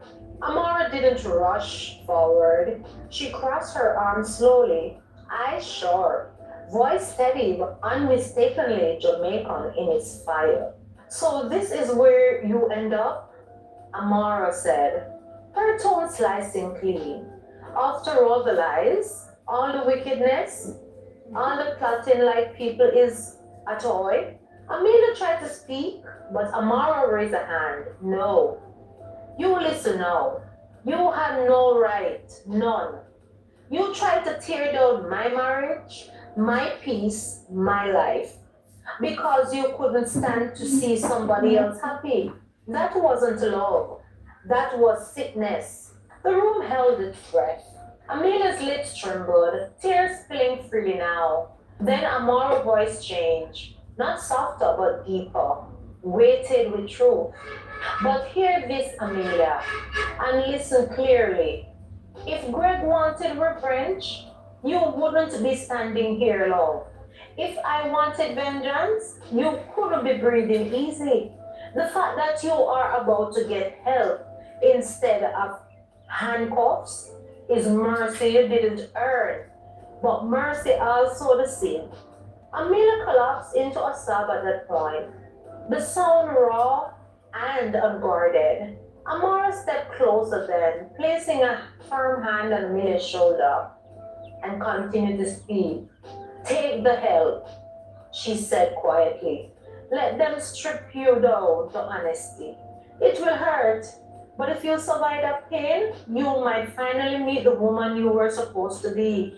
Amelia looked up at her through tears, disbelief itched across her face, not at the rebuke, but at the compassion that followed it. As Amelia was led away by her parents, fear and grief tangled inside her chest. Institutionalization felt like a sentence worse than prison. No illusions, no control, nowhere to hide from herself. Yet, beneath that terror was something familiar relief. Someone had finally stopped her. Later, as her parents thanked Greg over and over, the weight of the moment settled into something final. Amelia was no longer Greg's burden to carry. He had done what was right, not what was easy. That night, as the house quieted and Baston's lights hummed, beyond the windows, Greg and Amara stood together in the kitchen, fingers loosely intertwined. There was no triumph in either of them, only closure. The night has fallen not with punishment, but with accountability, hard, merciful, and necessary, leaving the door open for healing, even if it had to begin behind locked walls. Chapter 59, Home, Harvest, and Healing. Several months have passed. Boston welcomed Amara with a cold that bit at her cheeks, and a sky the color of brushed steel. But the warmth that met her at the front door of the James home dissolved any thought of the weather. Margaret James had opened her arms before Amara could even finish stepping inside, pulling her into a huge maternal hug, unguarded and sincere. Welcome home, sweetheart, she said, and the word home landed in Amara's chest with a soft ache. She hadn't expected Harold stood just behind his wife, tall and dignified, but he smiled slower, but no less genuine. He took Amara's hand with both of his and nodded once. We are glad you are here, he said. The kind of statement that carried weight because he was a man of few words. Greg watched the exchange quietly, something easing in his shoulders as he realized this, this peace was what he had been fighting for all along. For Amora, it was overwhelming in a way she wasn't used to. Not the house, though it was elegant and expansive. Her subtle markers of wealth that whispered rather than shouted. It was the affection. Surely, the James have come a long way in learning how to be more affectionate. The deliberate intention, the way she was seen and received, not as accessory to Greg's life, but as his wife, fully and unquestionably a part of their family. Thanksgiving arrived with the smell of roasted turkey and spiced apples, but Amara brought Jamaica into the kitchen. The moment she tied an apron around her waist, Margaret watched with curiosity as Amara moved with practice, confidence, seasoning, tasting, humming softly under her breath. I hope you don't mind if I add a little island spirit to the table, Amara said, with a smile that held both respect and playfulness. Margaret laughed delightfully. I was hoping you would. Soon the kitchen became a gathering place rather than a workplace. Harold wandered in, sleeves rolled up, asking questions about spices he couldn't pronounce. Greg hovered at first, content to watch, until Amara handed him a spoon and raised an eyebrow. Taste this and tell me the truth, she said. He did, eyes widening. This will outstage the turkey for sure, he admitted. Laughter followed easily, and unforced, music found its way into the room, soft at first, then livelier. Amara showed them how to move to the beat, not formally, not perfectly, but freely. Margaret clapped along. Harold surprised them all with a surprising steady rhythm. And for the first time in a long while, Greg felt the past weeks loosen their gaps on his chest. Around the table, gratitude took on flesh. It was just for food, or comfort, for survival, for clarity, for the chance to rebuild. Joy without fear shadowing every corner. The visit stretched beyond a week, turning into weeks that allowed everyone to settle into a new rhythm. Harold, ever the host, extended invitations that turned their homes into a hub of familiar faces and shared histories. Ben, Michael, and Samuel came with their families, filling the house with conversations that spilled from medicine into memory, from professional respect into personal laughter. On the other hand, there was an unspoken agreement. No one mentioned Amelia. No one spoke of the chaos that had preceded this gathering. It wasn't denial, it was rest. The Andersons were intentionally not invited, not out of spite, but out of a collective understanding that healing required space unoccupied by reminder of harm. Amora watched these accomplished men, doctors, leaders, fathers, relapse into something softer around the dinner table, teasing one another, sharing stories from residency days, allowing their children to sprawl on the rug without concern. She saw how Greg's family was learning, still learning, how to love out loud. And she gave them permission into doing so, meeting their generosity with her own brand of warmth, direct, affectionate, grounded in values that had been forged long before luxury ever brushed her life. In quite a moment, Greg took Amora through the city, retracing path he walked in other season of his life.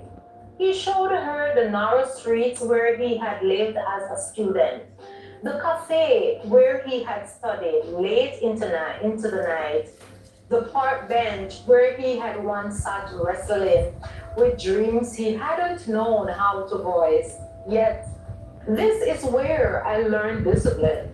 He told her, standing near the river as the wind tugged at their coats. But I didn't learn peace until you, Amara. He squeezed her hand. Boston became more than a place. It comforted them.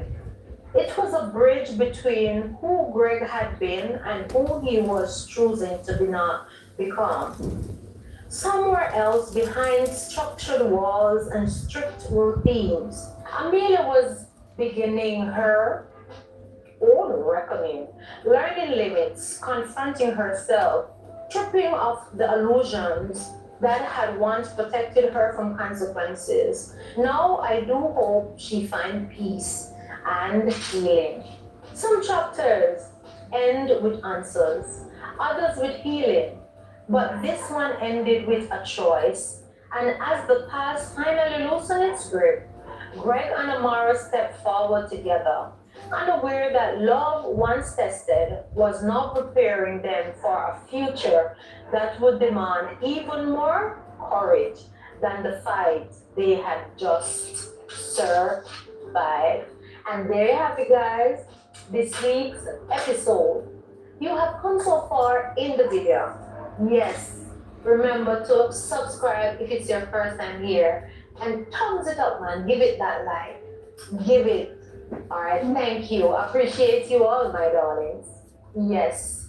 So, Philippians 4, verse 13. Like I always say, Hi, I can guys. do I want all to say things thanks through again Christ which and strengtheneth catch me. you later. So, Appreciate each and every whatever one you that can came in. do Thank you for the today, thumbs do up. it to the best Bless of you your all. Hey, ability. Joseph, I know you're in the background. See you later, my friend. Joel, every single one. Christopher, everyone that came in. Javier, everyone.